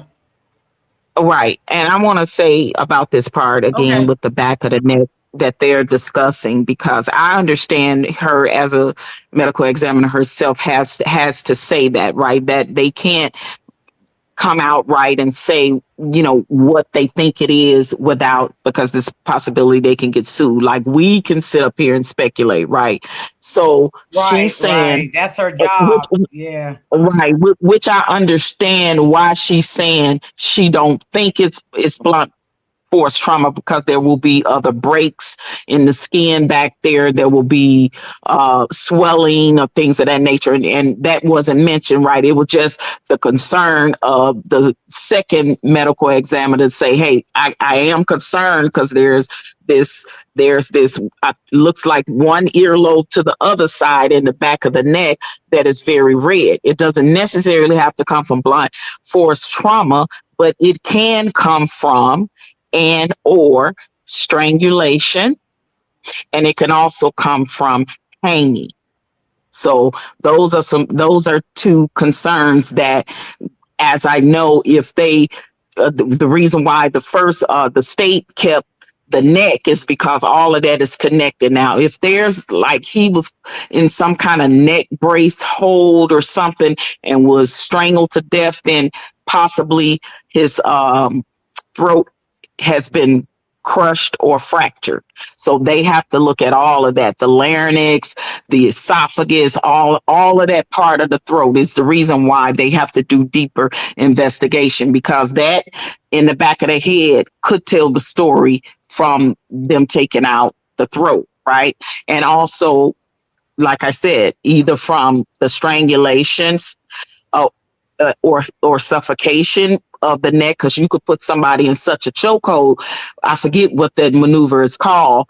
People that know like martial arts and things like that, or just a very strong person, that work out and have very strong arms, can actually choke someone to death, and that can cause it, as well as linear marks from being hanged as well. So that is why the second medical examiner is saying, hey, it's something here, and I can't, it's undetermined for me to tell what it is unless I get the rest of the organs that's connected to that, which is, of course, the throat and all of the stuff that the first medical examiner kept. So it's just my opinion, and I'm not a medical expert, a doctor, none of that. It's just my opinion that if it comes back from the first medical examiner, and the reason why she kept it is because she speculates something is going on there with that injury. Well, I'm gonna say this: we know she's a crook. We know she's a crook, so we hope that she on the same level we on. Tell the truth. Right. So this is why if the state come back with some BS about it just was drowning, nothing to see here, folks, then that's when the prosecution and the parents of Nolan can ask for his organs to give to the second medical examiner and let him then examine it. But they have to wait on what the state is going to say first. So hopefully, with all of this pressure and all of this case going viral, and the pressure that is on the DA, the pressure that is on the sheriff department, the pressure that is on the medical examiner, it will be wise for them to do the right thing and not try to cover this up. Because the deeper they try to cover it up, the deeper I'm sure Nolan parents is going to go into it. And they ready for it. They got the money and they got the resources now that they got people like Crump on them, and they got us backing them as supporters. They got content creators like you and others that are constantly talking about it. The pressure is on. All the way up to the DA. And these things are going to be argued by the prosecution when they go to the grand jury. And I want to say something else too, because I know more than likely 9 times out of 10, Katie McCormack is going to have to testify for the grand jury on behalf of on the side of the prosecution, because remember, she went with her mom to the police station without a lawyer. See, that speaks volumes for me. And she gave her statement fully without a lawyer when right after it happened and her name started circulating. That is why I'm prone to believe her story more than I am the Warren and his friends, who actually lawyered up the day before the body was even found. So things like that speaks volumes for me.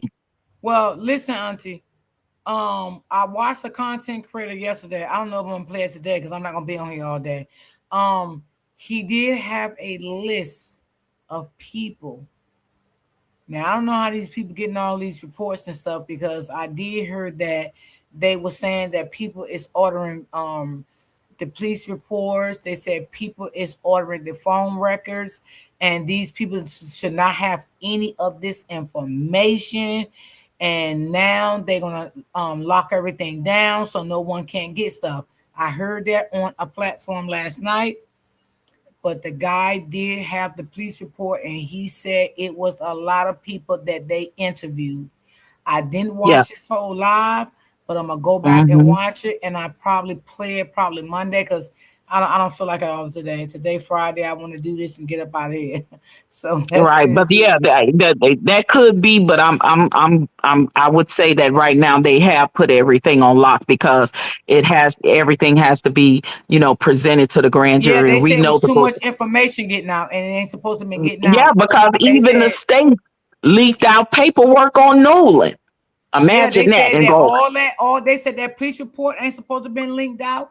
They said them videos with the mother calling in saying what she said. They said none of that stuff supposed to have been linked out, and people was requesting it, and it got out to the public, and now everything is private. Can't nobody get nothing else. From what I heard from another content creator, nothing else can come out. yeah, that's because they're getting ready to have the grand jury, and we know that there's secrecy in the grand jury, which I don't like that. I don't understand that why you get to pick people and they come, and before the grand jury, and the witnesses, everybody that's in secrecy. I'm just assuming for sure. I know it would be crazy if the prosecution don't call Katie, because literally she would be more for the prosecution than the defense, because she's saying everything against the three boys story, right? So it would make sense that she definitely will be one called for the grand jury. And maybe someone else that was there that witnessed something that will be, the prosecution will find deemable as a witness on for the prosecution. It all has to add up for the prosecution side, because the defense is not there, because the burden of proof is on the prosecution, not on the defense. So this is the purpose of the grand jury, is for the prosecution to say, no, I think we got enough evidence to move forward, with a trial, which means somebody gonna get arrested, and then there's I'm gonna gonna be be a honest. trial, or Warren is a liar, and Warren needs to go to jail. He needs to go to jail, and more probably others also. Because I definitely do believe Warren is a liar. I definitely do believe Warren was never his friend. I do believe Warren and others knows about what happened. I'm just not gonna sit here and believe everybody was on that island. Well, we kept telling him, get on the boat, get on the boat, get on the boat. That's what you say out your mouth, but do we really know that? Do we really know that you told Nolan over and over to get on the boat? And y'all yeah, also listen. said that Nolan Mhm. said that he was going to stay with the girl. But if Nolan was going to stay with And the this is the girl, same girl that's saying, no, he didn't stay with me. He yeah, told me he was going back with y'all. So y'all ain't finna put this on me and make me out of a liar. That's why I went with my mother yeah. But I without a was going to lawyer, say because this, Auntie. if, I was going to mm-hmm, say this. If Nolan was going to stay back with the girl, mm-hmm, right? Why didn't you give Nolan his phone? So he could have had his exactly, phone if he needed his phone to reach out to anybody. It ain't like he can walk across the water and come back to mainland. No, he would have to get a boat back the exactly, same way y'all got a boat back. It ain't like he was on a exactly. beach. This is not really was a beach that you can walk off the sand and go into your car in the parking lot. You Well, understand what that's I'm the saying? part that don't make sense, right? That's the part where they can't explain. They trying to lie and babble and talk around it and all of that. But at the end of the day, this is your best friend and your brother, right? Why would you even walk away with his phone, knowing that, hey, we're leaving, but he's staying? Let's give him his phone. Like, it does not make sense, right? And it doesn't take a rocket science to put things together. But I understand people in like her position, in certain positions, they can't outright say Yeah, they can't outright what say what what they they're really thinking, feel. or say what they think it is, because again, their jobs are on the line. They can only give you, details about why this was undetermined and why this was held back and why, things like they can create that scenario. I mean, I But don't blame them. I wouldn't put my job on the line yeah, either. absolutely. But we are, as free thinkers and free speech on platforms like yours and others, can voice our opinions and say what we think. We can Right. even say we do think what we think, right? We think that we believe that those friends, or quote unquote alleged friends of Nolan, definitely know something. If they weren't, if they all wasn't involved, they still know it, and they was there. They're protecting each other. These people, has been their way ever since, for decades, right? That they have lied to protect each other. That has not changed. They still move that way. They still lie to protect each other, from the parents on down, because they know, well, if my child get in trouble, well, your child was there. He might not have done nothing, but he witnessed it and he didn't say nothing. Then what? He's going to get in trouble too, for lying and for being a witness to a crime and not reporting it. See, that's against the law too. So it's so many factors. Is the reason why they're protecting each other. And they thought that Warren was the strongest link to get out here and do that interview with Raccoon, but he made more suspicion on him and his friends than anything, because he actually got caught up in a bunch of lies. Right. So he wasn't the best spokesperson, and I think that it may have been an attorney or somebody on the side, because I kept seeing him kind of like look a certain way, like somebody was there. And that interview and his talking points was coerced. He rehearsed it and rehearsed it and rehearsed it and rehearsed it in his mind. It literally was an oxymoron, because he didn't make no sense of the shit that he was saying to the little bit questions that Officer Raccoon was asking him. Right, James. Okay, let's get back into this. Could have been what killed him. Well, the bigger issue, Brian, I think, is what does the brain look like? And Dr. Mitchell wasn't able to do that, right? So they kept the brain? I think they did. That it was not described in his report. And so to me, and you can see at the end of the autopsy, there's commentary about whether there was bleeding in and around the brain. So whether there's subdural or subarachnoid hemorrhage. Now, if there is a lethal blow to the head, we usually these regions of bleeding. If that's not there, then this is more likely artifact or something that didn't kill him. Does that make sense? He died with it, not because of it. It could be a minor, bruise or something. But, that's why I'm trying not to overinterpret it when there's sort of significant, outstanding pieces of knowledge. And you say significant, outstanding pieces of knowledge. The family, Ben Crump, they were at the NAACP this morning. They did a big press conference, really went through the whole report and, highlighted that they still believe this is suspicious, and some of the things like the back of the head. Even if time's not on your side, we are. Metal Supermarket.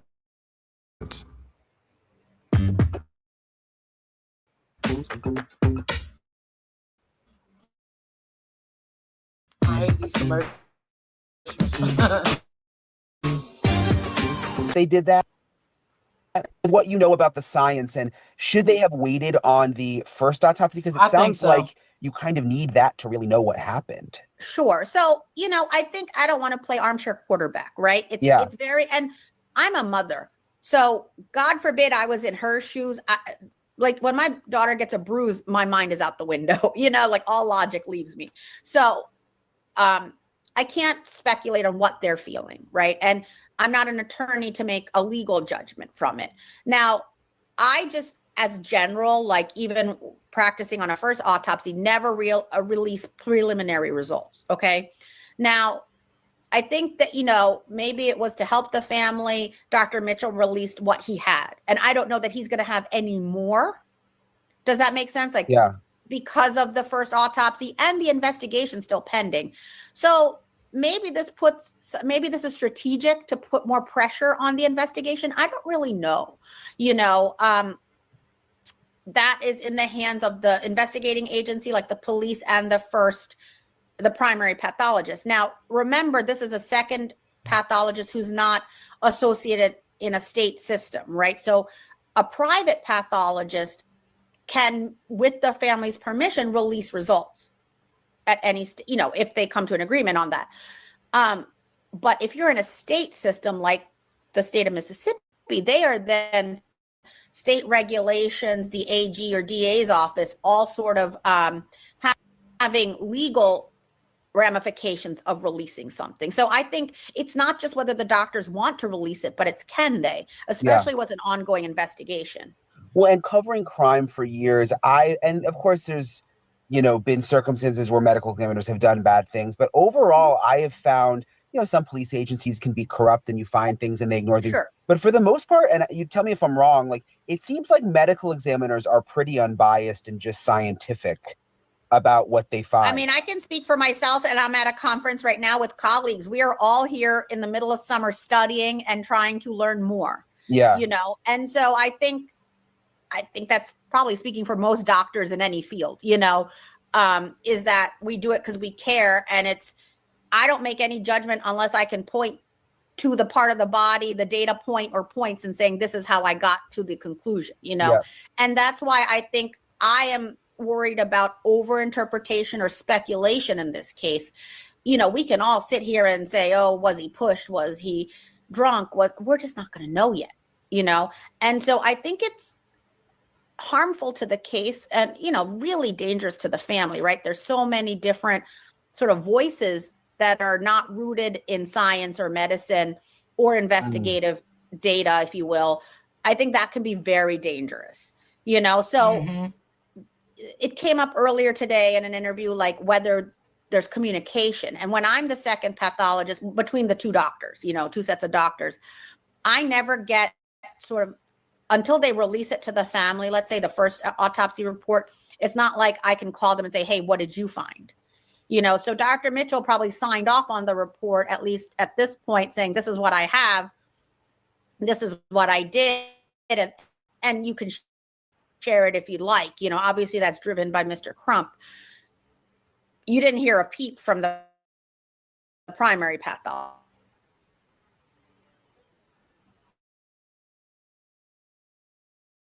When someone hires you, does that ever sway a pathologist? I can only speak for myself. Yeah. I'm very upfront with what I do and don't find. That's how I practice. So how I speak here is how I testify in court. Investigation is very important, but I would say the chatter, we all learn to sort of tune out speculation and chatter. Yeah. Okay. So like if someone tells me, even when the police call me and say, Doc, I have a finding, or I spoke to Mr. Jones and Mr. Jones said he saw someone do drugs or something, like whatever it may be. I need that in writing. I don't just take it sort of a verbal, if you will. I want a formal police report, formal findings written. These days we have body cameras, whatever it may be. And so analogous to that, I think the investigation needs to look at like everybody's cell phones, the kids who are with him, interviewing them, cell phone data, video, because they're partying and stuff. I want that information, so that to me is going to be the real sort of driving force behind concluding what happened. I do worry that if they're not willing to share or can't share for whatever reason, will we have unanswered investigative questions? And then that domino effects into the autopsy conclusions.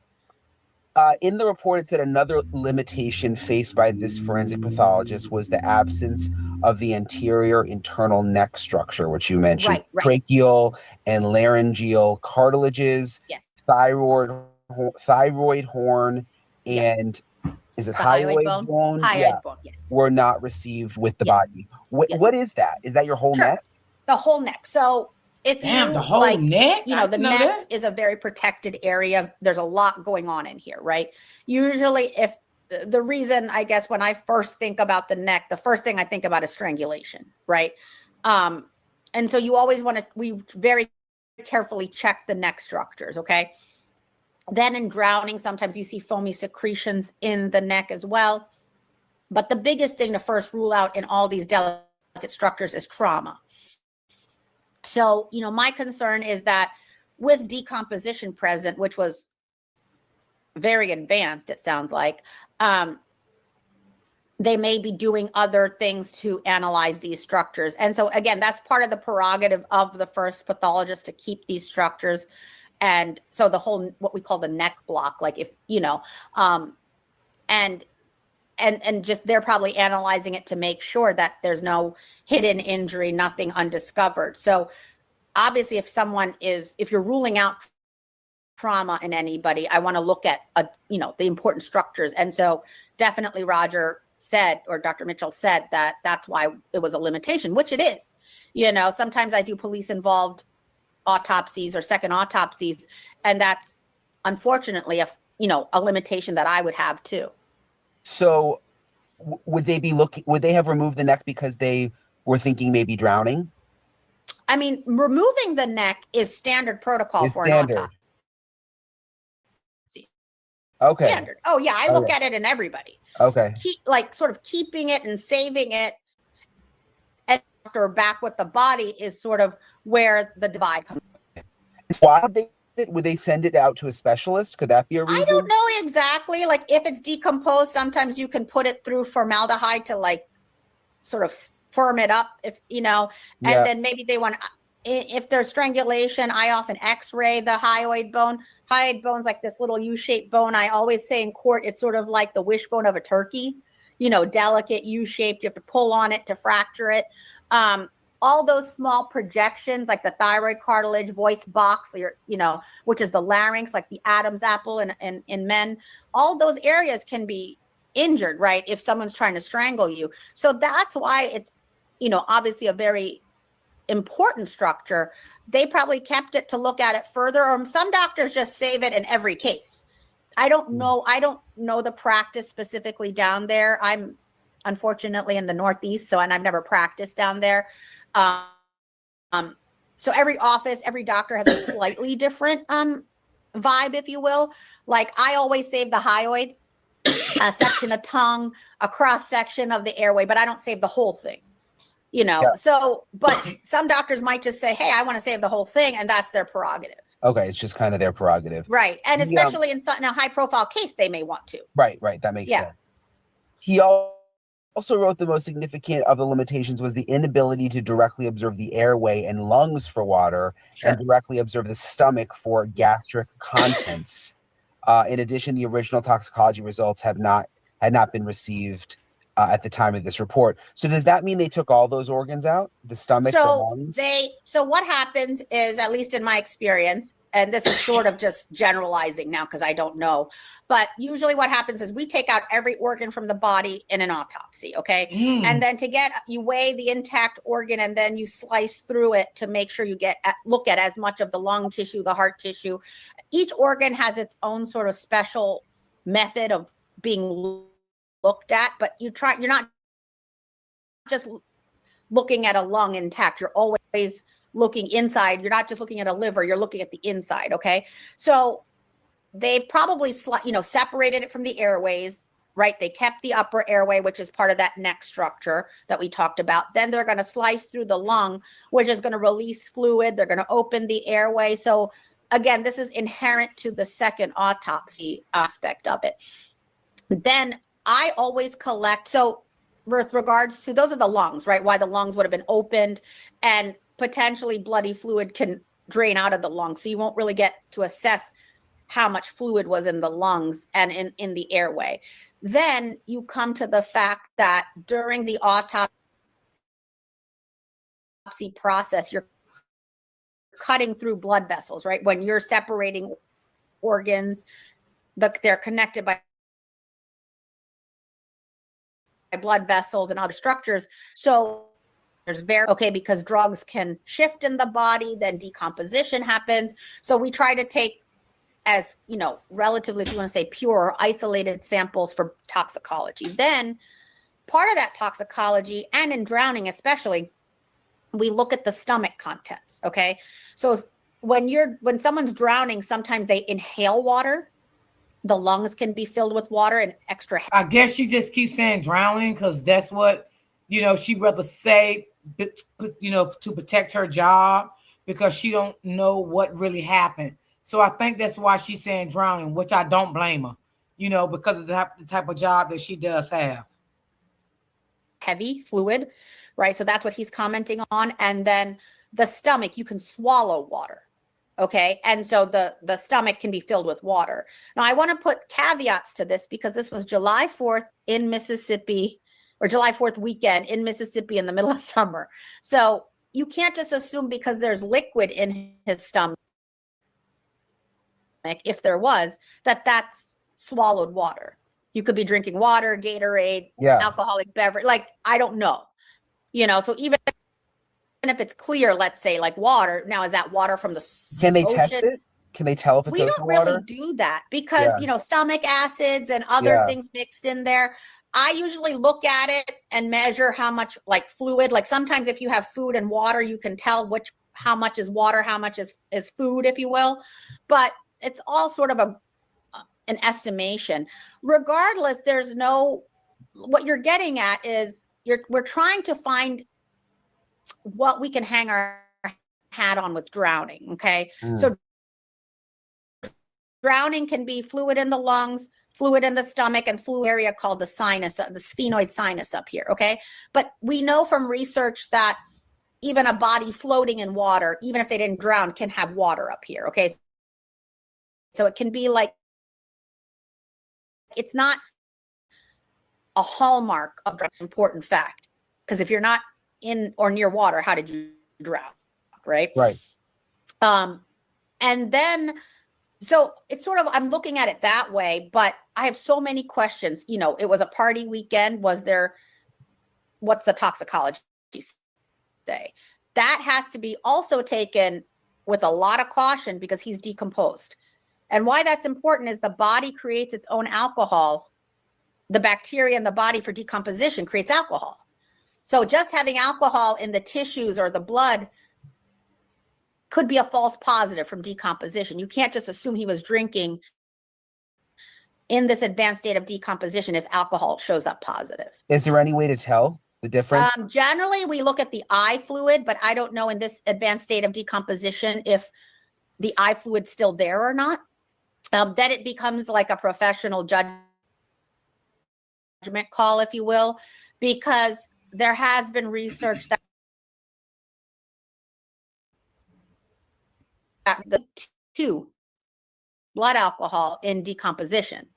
So, again, it's going to be a very gray area. It's going to be a point of contention.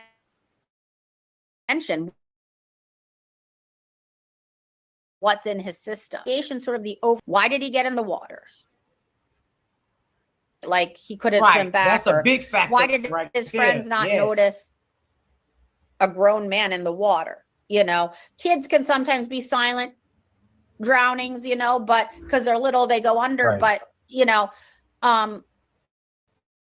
he doesn't have any other sort of. I like what she said and that is true. If he can swim, why didn't he try to even swim? That's a big red question right there. A red flag also.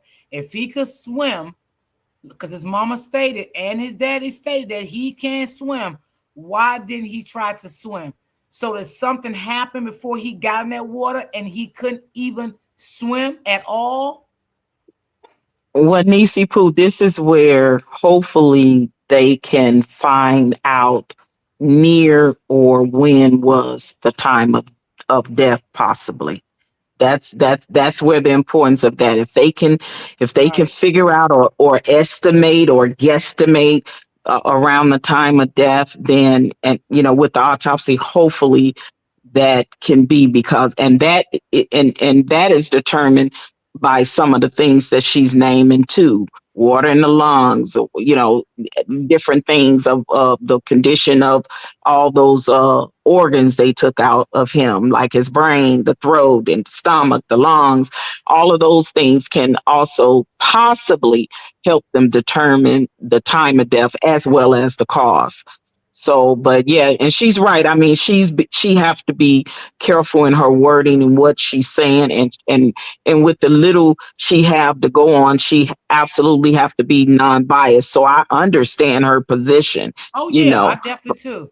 I definitely do. But of course, she's human too. She has some speculations in the back of her head. She just can't say them Yeah, out she loud, just right? can't say it. You know, a lot of these people that's coming on Exactly. these platforms, they have to protect their families, meaning Oh their yeah. jobs. Like they just can't come Oh up here and yeah. say, "Oh yeah, I think he was unalive by this person and that person, or they did this on the boat, they knocked him off the boat." They can't say. We can say that stuff. They can't say that stuff. They have Right. to Right. definitely protect their job, and I don't Yep. blame them.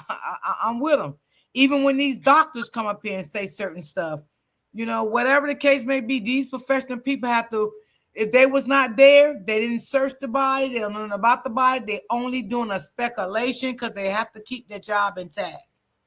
Yeah, she's doing a good job with you, and she's not even, she's being very professional and very ethical because she's not even, she's saying actually nice things about the medical examiner in the state of Mississippi. She may not know the history of that pathologist in Mississippi. She's going by what her work ethics are, right? And Yeah, she's trying to respect right. the state of Mississippi and the pathologist there that is going to do it. But because we know by the stories that a lot of guys like you have told about that pathologist that works for the state of Mississippi, we know that there is history of her covering up cases when it Yes. comes to Black men. So that is why we have our opinion and views on things, and besides having knowing the history of Mississippi. So I understand her perspective. I don't even expect her to be no other way than what she's being, which is professional and very ethical.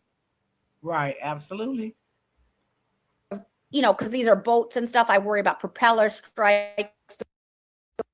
Those were ruled out.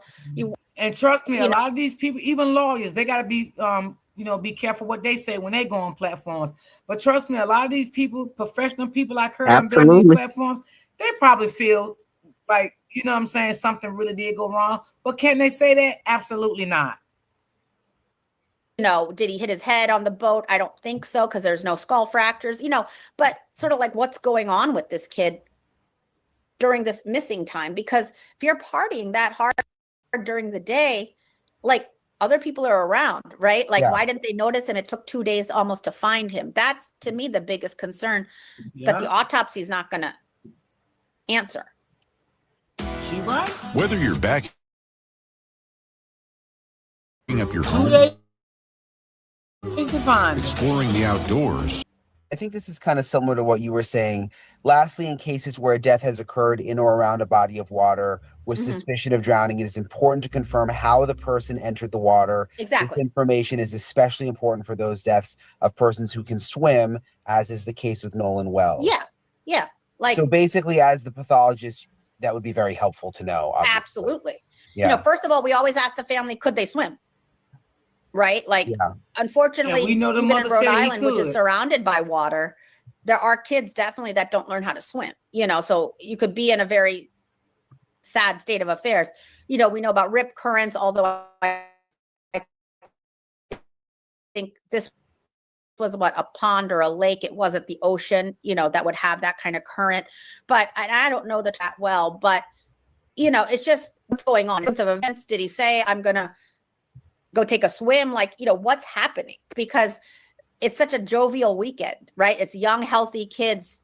The pictures seem very nice. He's on a boat with his friends. And then this is the tragic outcome. So there's a lot to be answered. And remember, when we talk about death, we talk about cause of death and manner of death, right? Cause would be like, why did he die? The suspected methodology here is drowning, although it hasn't been certified that way. But the manner is under what circumstances that happened, right? And so is it an accident? Is it suicide? Is it homicide? Is it undetermined, meaning we have no idea? It's not going to be natural because drowning is not, or entering the water is not a natural event, So those manners of death, coming to that conclusion, is driven by the investigation. Okay. And so the medical examiner is also part of the investigation, right? It is the autopsy, but we don't have the authority to go interview the friends, or we can call the family and say, did he have medical history? Could he swim? Right. Yeah. But the friends that were like associated in the group, looking at cell phones, none of that is under the purview of the medical examiner. That is legal matter. You know, so we're relying on the police to But give like us for the that medical information. examiner in Mississippi, would they want information from the police that's not public yet about what they're finding out in the investigation? I'm sure. Yeah. And that there's will help always them. communication. Yeah. Yeah. Yeah. I mean, when I'm doing any case, it could be a non-suspicious case. I'm still getting a police report, you know, and obviously in a high profile case, they may be keeping things tight to the vest, but they're going to still share it with, I mean, a medical examiner is sort of part of the investigating authority, right? Yeah. Yeah. Yeah. And we can't make a decision on manner without that information. The doctor here said that there were 7 questions left, and they were, what were the circumstances that led to Nolan Xavier Wells entering the water? We talked about that. What was the body position when found? Well, yeah, we didn't really touch on that. Why would that be important? Well, generally, I think I saw online when I was researching about the case that he was found sort of face down in the water. You know, you just want to know, because, you know, I want to know where he entered and then where he was found, right? Like, depending on currents and movement and whatnot, the body doesn't have to be found in the same place where he entered the water. Does that make sense? Yeah. So, and I'm just saying very generally, there can be, even rivers have, you know, a stream, a current that can carry the body from one place to another. Was he, you know, drifting to an area less visible to his friends? You know, and that's really important. Where was he found? How was he found? So it's usually face down is a very typical drowning position. And then the other ones were, was there water in the airway? We talked about that. Is there any evidence of injuries to the interior neck structure? We've talked about that. Yep. Is there any evidence of intracranial hemorrhage? Yep. We basically That's what I talked about the bleeding in and around the brain. What was the composition of the stomach contents? You explained why that would be important, and what are the toxicology report findings? Obviously, we know why those would be important.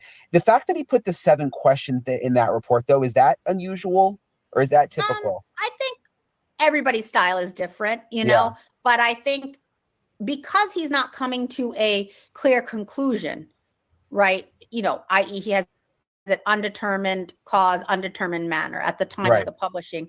I think what he's doing in a way is saying, hey, these are the limitations. This is the information I would need to make a more solid conclusion on this case. And it's not just a physical exam of a body that leads us to those decisions. Do you think, based on what you know, we will get a cause of death? I certainly hope so. You know, I think to me, my gut feeling is that it'll probably be related to drowning, you know, in the body of water. I think I'm more concerned whether the manner will ever be clear or not. You know, like how much is the investigation? Because, you know, now it's a suspicious case. It's a very high profile case. Who decides to be interviewed or share information? You know, and that's a legal right. I'm not making a judgment or like a ethical. At Abra Dental, we make every visit warm and welcoming. Book today at abradental.com. Hey, okay, let's get this out of here. Sorry, I think you just went on mute. Sorry, just lost you for 1 second. I don't know what happened. Are you on mute? You literally just so weird. I can hear you clearly. Oh, I hear you now. Perfect. You're back. You're back. Yeah. What I was saying is that, let me just restate that, that I think the investigation is going to really depend on the cooperation of the friends. And, you know, it's a very high profile case. And to be young men, I'm sure it's scary to talk to the police. So I think that'll be important in how much information is gleaned from them because they were there. However, you know, there's more than just that party there too, right? On this island. It was a large gathering of a whole bunch of different people. So, you know, whether there's cell phone footage, Snapchat, whatever it may be, interviews with the friends, all of that's going to be really critical. I just hope it can be sorted out. Yeah. Well, I hope so too. And I appreciate you. You always make it so easy to understand. So thank you. Good. Yeah. Really appreciate Dr. Banerjee for taking the time to talk with me. And again, you need someone like that to understand this stuff. And that's what I want to do with my show, is like get you guys experts that can actually help us unpack some of this stuff that frankly just goes above my head. I don't understand how to read an autopsy report, what we should believe, what shouldn't we believe, how does a second autopsy work. There's something I want to go back to though before I finish, and I mentioned it at the beginning. How did this all get to be so suspicious? It does go back to, in a sense, what the sheriff said when what I believe, what the retired FBI agent I interviewed last week said believes, it was too quick to call this an accident because there was no investigation really yet. And once again, Nolan's mom spoke about that at this recent press conference, saying like, look, that is what sparked all of this suspicion and why they feel like they can't just trust authorities necessarily. Listen to what she said. She summed it up. My concern, and also my husband's concern, was it was not even an hour that his body had been removed. And the sheriff came out and said, this is, accidental drowning. We don't think there's foul play. Again, that is why we're doing what we're doing and why we're moving the way we. And that's what made this get out of control. If they would have never came out and said that, it probably would have never spiraled out of control the way it did. So they you're right. And keep blaming the media. Oh yeah, the media doing this, the media saying that, the media bringing out false information. No, if y'all wouldn't have never said that an hour later after finding this boy body, I don't think. And again, I don't think. And again, these people. Bench Crump. I don't think they ever did any of this. Y'all can you hear me? Fast. That's what it was. Can you hear me? They didn't like it. Can you hear me? Yeah, hold on. Okay. Let me finish playing this guy, and then I'm going to be it with him. Let me just finish up to see what he had to say. Because I was just rebuttering back from what he said. He made sense. Because I sat there and asked them, please take this case as if this is your child, your family member, your whatever. And they promised that they would. But when you make statements like that straight out the gate, that's an issue. We did meet with the DA. She did transparency and all of this, all of that. However, damage has already been done. So at the end of the day, you can just imagine what Nolan's family is going through. And that's why I just want to, I know people are like really passionate about this story on both sides. I don't think we have enough information yet to really be one way or the other. So I think we're just going to have to wait and see when the official rest in peace Nolan. Autopsy comes out. They obviously remove some of the organs. They're doing testing. There's toxicology testing happening. There's an investigation happening. There's interviews happening. So I think we just have to wait and see.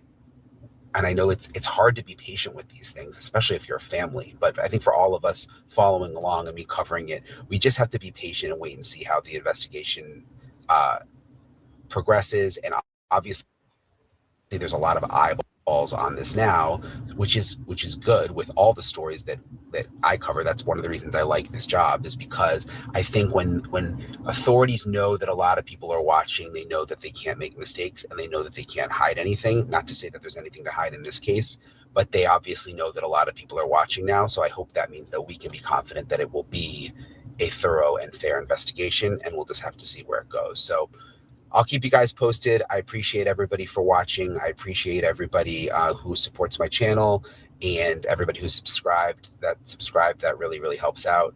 And I'll talk to you guys later. I love his content. I love his content. I love. Yeah, I like him. Content.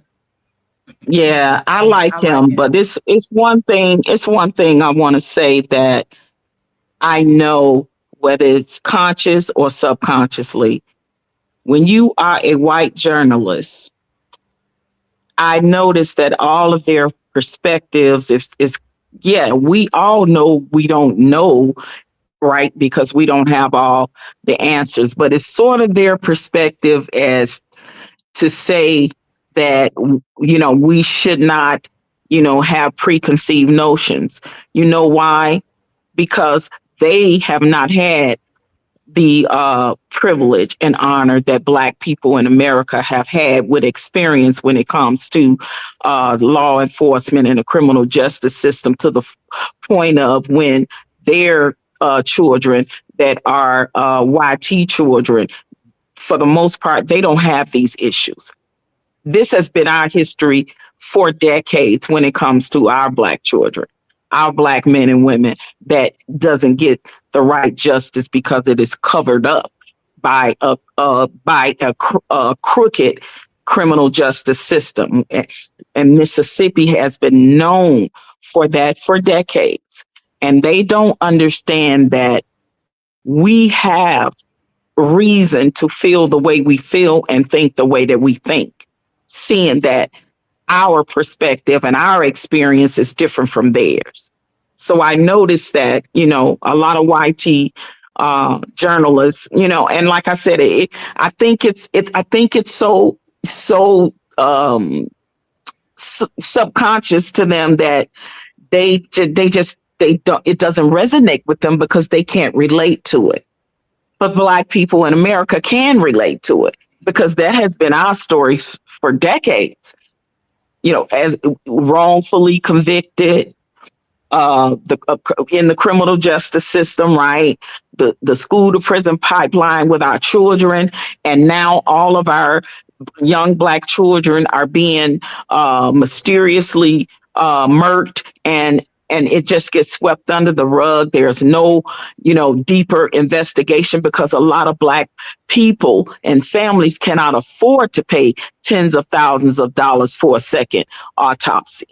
But see the difference in this case, right, as opposed to someone of our white counterpart case, is that this family can, and this family has a huge support system behind him, which was the same as Kendrick Johnson. I'm gonna tell y'all, is a prime example of why it's important that if you are in this situation, to always get a second autopsy when you suspect anything that may have to do with foul play in a loved one. If you can afford to do it, yet, you know why? Because the first state medical examiner on the Kendrick Johnson ruled his murking asphyxiation by that mat he was found in. But Kendrick Johnson's family paid for 3 more pathologists to get proof, not once, not twice, but 3 times. And you know what happened? All 3 of those independent medical examiners said that it was a homicide due to blunt force trauma. So now you're looking at 3 pathologists that don't know each other, that all gave separate autopsies that said the same thing, as opposed to the one. That's why the Johnsons are suing, because it's a whole cover up in that system down there in Georgia where Kendrick Johnson was found. It's, again, another southern state that is known for covering up when it comes to Black and brown bodies. So this is why it's important. So even if that first autopsy come back and they try some shady business, that's why it's so important for the prosecution and Nolan Wells' parents to ask for their son's organs, so that that pathologist that did the second one can do a third one. Because this is why Kendrick Johnson family is fighting so hard right now for their son. They've been fighting for 13 years. They suing everybody from the government to the judges to the city to the school, and I don't blame them, because they all are covering up that young man's unalivement. You know why? Because the 2 brothers that's involved in that, their father is an FBI, the same way Warren's stepmother is a judge. Does that make sense? So when we say these things, right? When we say these things from our perspective as being Black people and seeing how we've been railroaded, Carmelo Anthony, we don't get our due diligence. Not the way they do. Our stories are always said we supposed to accept what happened to us or our loved ones. But see, it's a new day now. And we got social media and we got content creators that make things like this go viral. Because if it wasn't for y'all, mainstream would not have picked up this case on a young Black man. Let's be clear.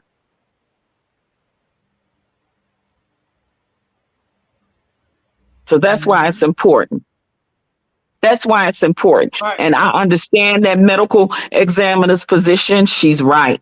But we have to look at it from our perspective.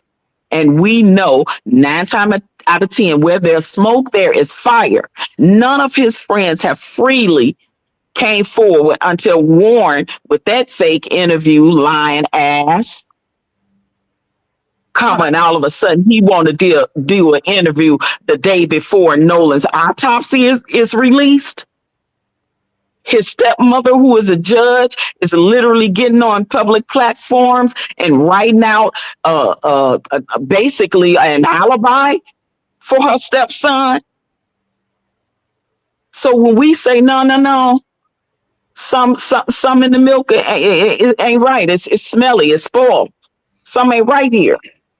And the thing is, we never heard from none of those boys' fathers. Like, I don't know where they at, because one father haven't spoke out, which is the judge husband. So I guess she's playing the position. Who's a toxicologist, by the way, in the state of Mississippi. You see how they all are connected? Who you talking about? The father? Yes, he is a toxicologist, which is a doctor that does toxicology, determine if alcohol or poisoning or anything like that is in somebody's system. You talking about Warren real father? Yes, the one that's married to Ashley Cole, who is a judge. They are all connected. So you don't think Ashley being a judge that she don't know the DA? Oh yeah, this just like Kendra case. This just like Kendra case. Yeah. It's just that it was different incidents when with their unaliving, but anything else is just like it.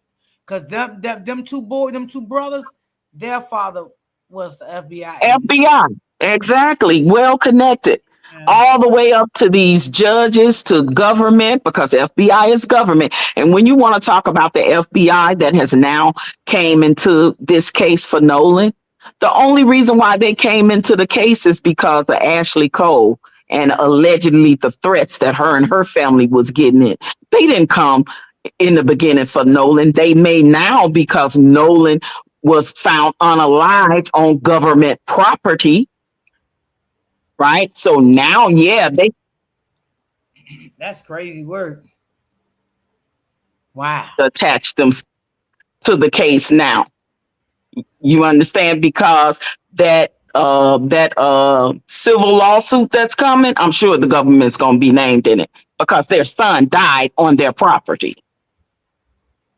And I don't know if y'all know this, but that island used to be a chemical warfare military base. Okay. That's the history of that island. In the 40s, 50s, 60s, 70s, it used to be a chemical warfare military base where they did experiments. Chemical warfare. Imagine that. So it's way deeper than, a lot of, I mean, I heard even Katie's dad came out and spoke, but none of those boys didn't. Well, Katie's dad came out and spoke, and then he went ghost. Right, which now, listen, I understand that. You know why? Because his daughter is going to have to testify for the grand jury. So I'm pretty sure the prosecution told him stay off social media. Don't say nothing else. I understand you defending your daughter, but you really got to keep it under wraps right now. Your daughter is going to have to testify for the grand jury. Don't taint this case and make it look worse for them, like what Warren has done for them. All right, y'all rephrase y'all words in the chat. Don't put that in the chat. Put unalive. I'm going to remove your comment and you can rewrite it again because that will go against my standards on my platform. So don't put that in the chat, y'all. Always put unalive in the chat because that will go against my standards. That will hurt my channel. So let's listen at TMZ. We're going to see because TMZ did a report 22 hours ago. Let's check out what they said, y'all. Let's see what they said. Okay, I'm going to listen and then I'm going to come back up, but I'm listening in the background. Okay, my auntie. Let's see what Roses World Tour 2026. GetTim.com. It's okay.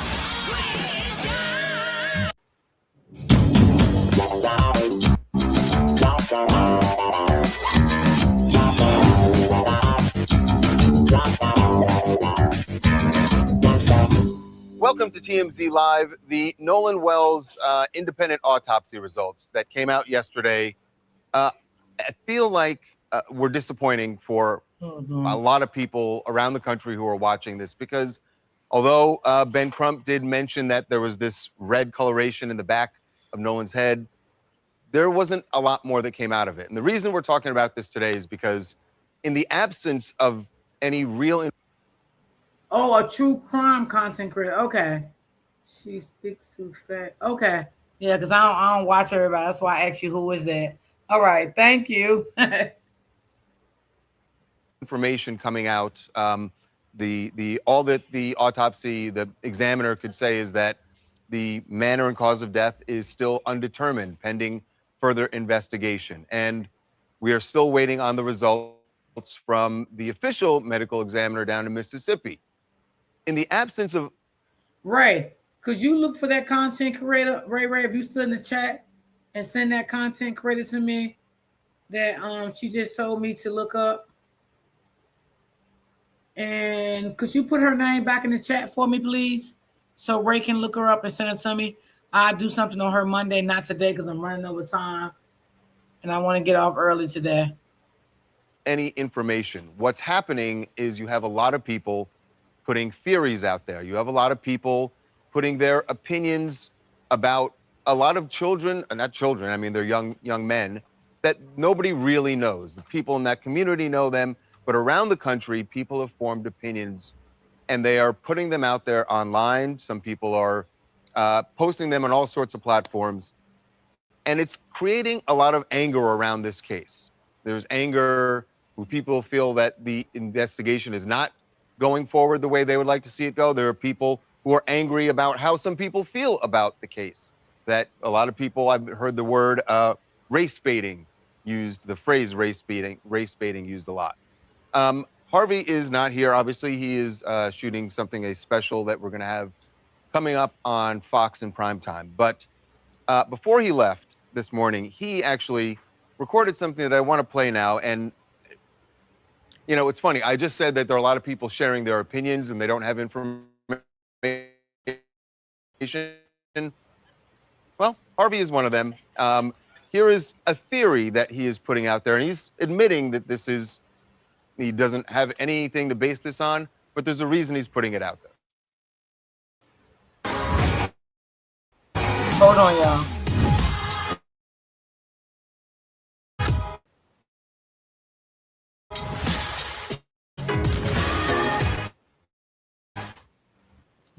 Incredible, huh? Hey, Sophie. A lot of people are saying this has to be foul play. It doesn't make sense. Well, and they're saying it because why would people hire a lawyer? Why would people 86 their texts that they may have had between Nolan and them or other people? It could be foul play, but it also, look, one of the scenarios, and I'm not saying this happened because I don't know, but one of the scenarios could be this, that they were all drinking, which one of the friends said, that maybe they were drunk and they were on a boat and there was horseplay and Nolan No, either ain't no fell off the horseplay. boat or was pushed No, off the boat during the I ain't gonna believe that. horseplay You ain't gonna get me to believe and that. hit his head, went under, and they couldn't find him. And, that is a scenario. I have no idea what happened. No. Now that I ain't gonna believe. And what I will say is a lot of people putting out scenarios because and they don't have information. Yeah, of course we're content creators. A lot of content creators is gonna speculate because we don't know what happened. Like y'all don't know what happened, and a lot of other people don't know what happened because they was not there. But that's what you do when you're covering a story. You can only speculate and say what you feel that you may think what happened took place out there. And that's in any story, because we don't know. You know what I'm saying? Just like y'all don't know neither because y'all was not there. So y'all waiting until y'all hear other people put out stuff and y'all talk about it. Just like us content creators, we do the same thing. I can speak for me because I know I wasn't there. And I'm not saying everything I'm saying is factual because I don't know. I was not there. But I know one thing, I'm not crazy to a lot of this shit that's being done for as them boys and all of that stuff. I'm not done when it comes to that. But it's a scenario. And maybe the people who were involved in that freaked out. They thought, oh my God, he died.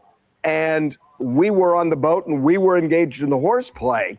And they call a lawyer and No, it wasn't no horseplay. Okay. Yeah, maybe it did freak out after what the fuck they did to him. Okay.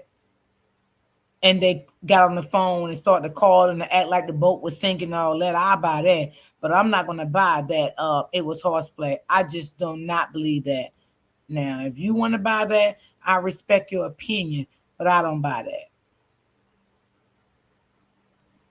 they eliminated text. I mean, it's possible. It doesn't mean it's racism. It could be just covering their asses, or it could be racism, or it could be foul play. The only point I'm trying to make is that people are just doing everything they can to read into things that are not necessarily readable at this point. Okay. Before like Harvey your recorded show? that, we had a long conversation about it because I felt like that was not something he should have done. Yeah. We argued about it for a while, and he decided he was going to do it. And I do get his point about, and this is kind of the only reason I just threw my hands up and said, all right, go ahead and do it, I guess. He wanted to make the point about anything because it could be anything. Right. It could really be anything at this point, and people should not be forming such strong, in some cases, angry opinions about a case where we just don't know anything. And I even said, that theory that he came up with, I said, Harvey, it's like you're writing a Hollywood script. Like, could that have happened? Sure, I don't know. I think what you're saying is, as you just said, that people shouldn't be forming firm opinions based on no evidence. The other thing people shouldn't be doing is concocting theories that in those because automatically it adds to it, and it's a human nature to latch on to a theory if it makes sense to you, and therefore it eventually does get to the point of creating sort of hard, entrenched feelings based on a lack of evidence. And that's what we're doing. Right. And so I don't know. I mean, I understand human nature that people are going to have opinions, and especially because there just isn't a lot of information that is available at this point. We know very little. We know Nolan Wells was found dead on July 6th. We know that he was out there with friends, but we also know that there were hundreds of people out on Horn Island. We also know the only thing is we do know that those text messages were deleted.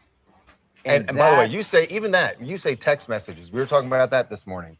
All they said was there were messages deleted. Were they text messages? Were they WhatsApp messages? Were they Snapchat messages? Okay. I don't know. And some of that will those details will matter. And I certainly hope that's what the sheriff is looking into. Well, they're agreeing with their previous point, saying that this is the chat. This is our chat. Yeah, our chat's kind of seeming like that. It seems like people are just applying their own prejudices to this case, despite the autopsy really giving no information and there really being a real lack of evidence. Right. Yeah. Right. And I will say, as far as the race baiting phrase being thrown around, I think it is unfair to call the people who live in Ocean Springs, You can't control the race baiting, okay? You can't control that. I can't control it. You can't control it. You know, everybody gonna have their opinion, how they feel about this case all around the world. You can't control how people feel about this case. You just can't.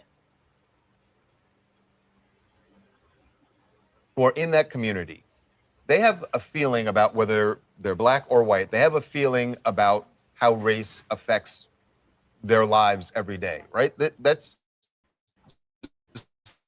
life in the South. It's life in America, but especially in the South. And that comes from history. And so I don't think it's fair to be judging those people if they feel, and we don't know yet, but if they feel that race has something to But do we with know either the medical examiner down there, we know she ain't shit. Look how many black people she lied. what happened to Nolan or how people are reacting or not reacting. I mean, I still think it is absurd that no one has come forward to say that where they saw Nolan after 4:30 on July 4th, right? Because with so many people out there. By the way, one of those people who is speaking out a little bit now is one of Nolan's friends, a guy named Warren Hudson. He actually went back to Horn Island with a podcaster, Brandon Tatum, and Warren went out there and stood on the shoreline, pointed out where the boats were, what the depth of the water was, to sort of give people a taste of what it was like there on July 4th.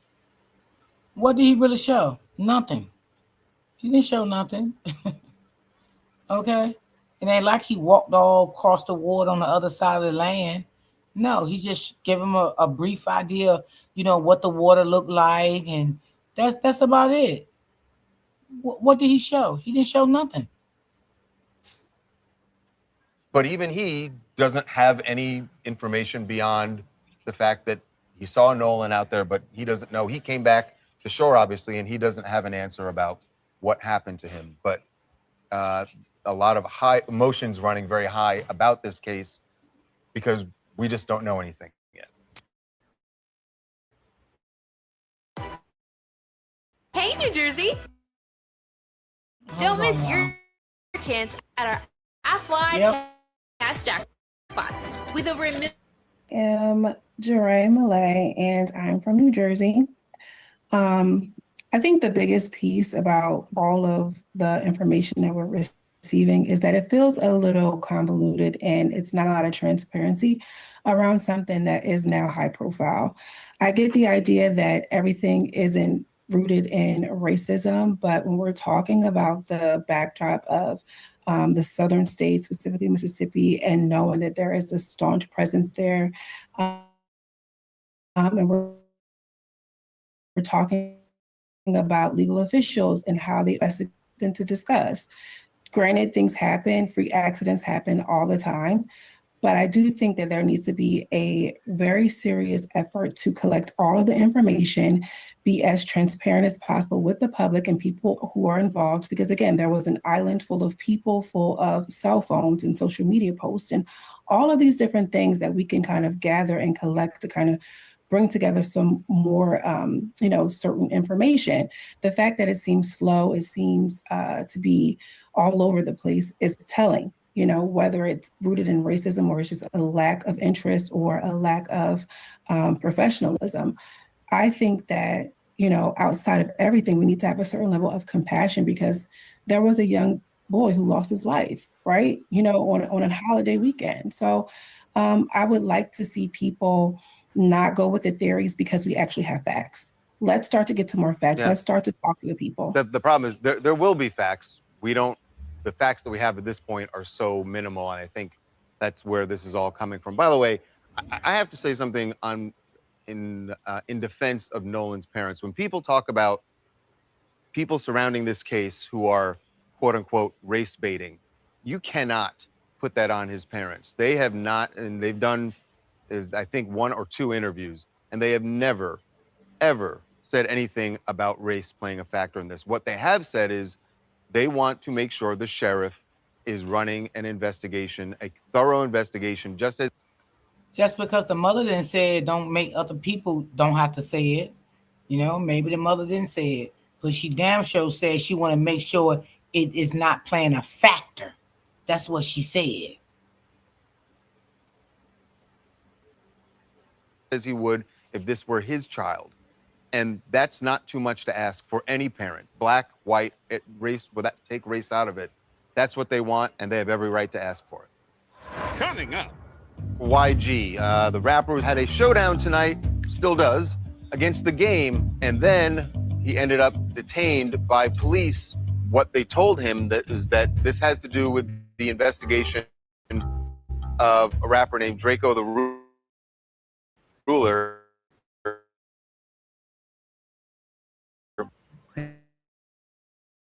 I don't want to see that. This might be the only delivery service that actually feels chef made because it is. This is Cook Unity, and if you're someone that enjoys delicious food with proper. Yeah, that was the end of Nolan. So I don't want to hear nothing about no rapper.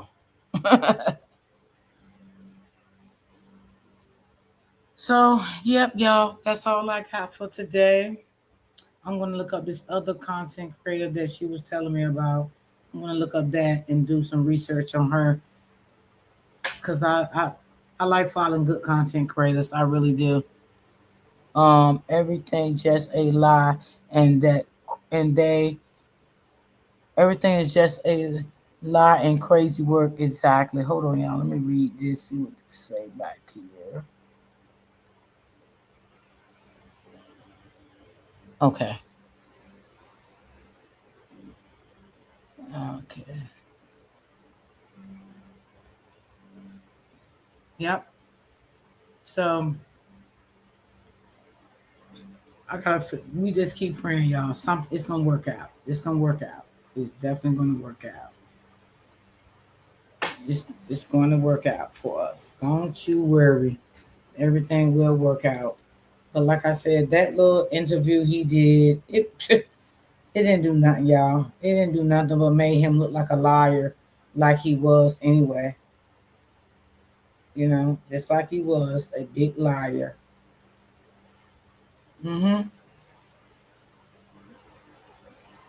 Because he's just a big liar. So we'll see how things go. And hold on, I'm trying to get this mess.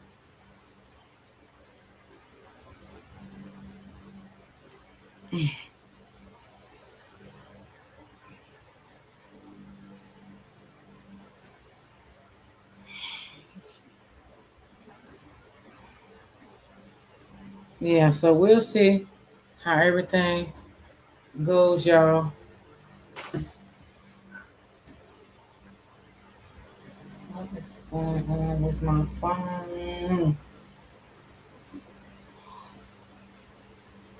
Okay, so yeah.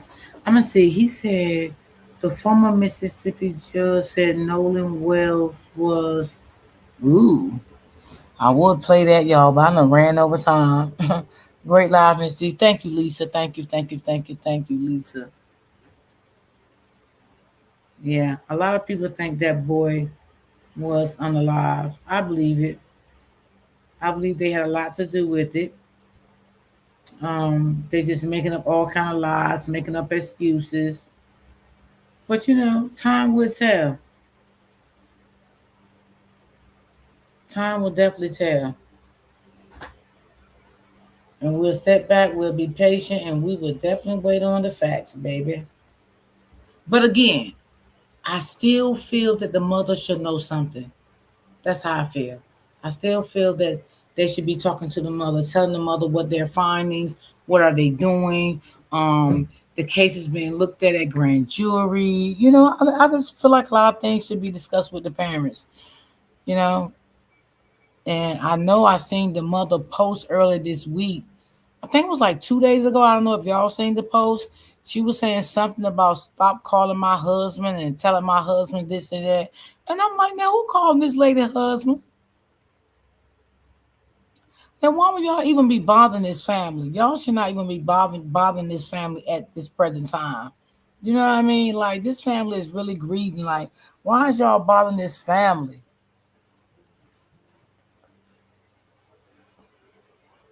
Who is T2? Yo, I don't follow them people. I don't I don't follow them people. I don't even know who is. Did I see the update on T2? Who is T2? Tell me who is T2, y'all. I mean, sure. Are you talking about um Lord, I even forgot his name.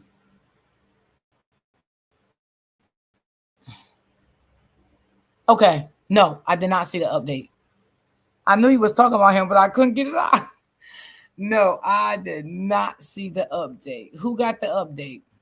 I mean, I won't cover it no more, but I'll look at it.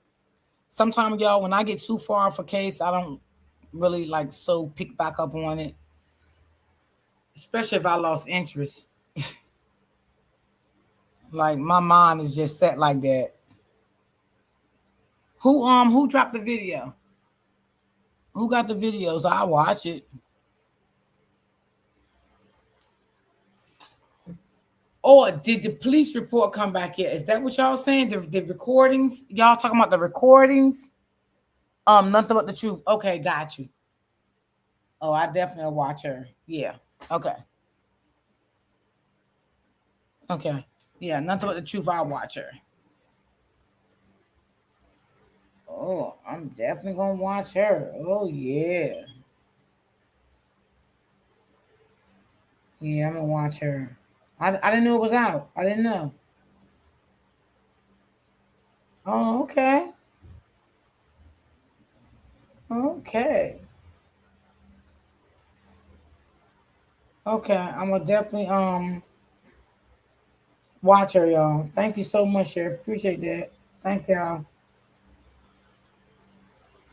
I'm gonna do that as soon as I get off and see what's going on with that. You have a good weekend too. All right, y'all. Y'all have a good weekend. Y'all stay blessed. Y'all be safe. Remember to keep God first. Stay prayed up. And I will see you guys on the next live.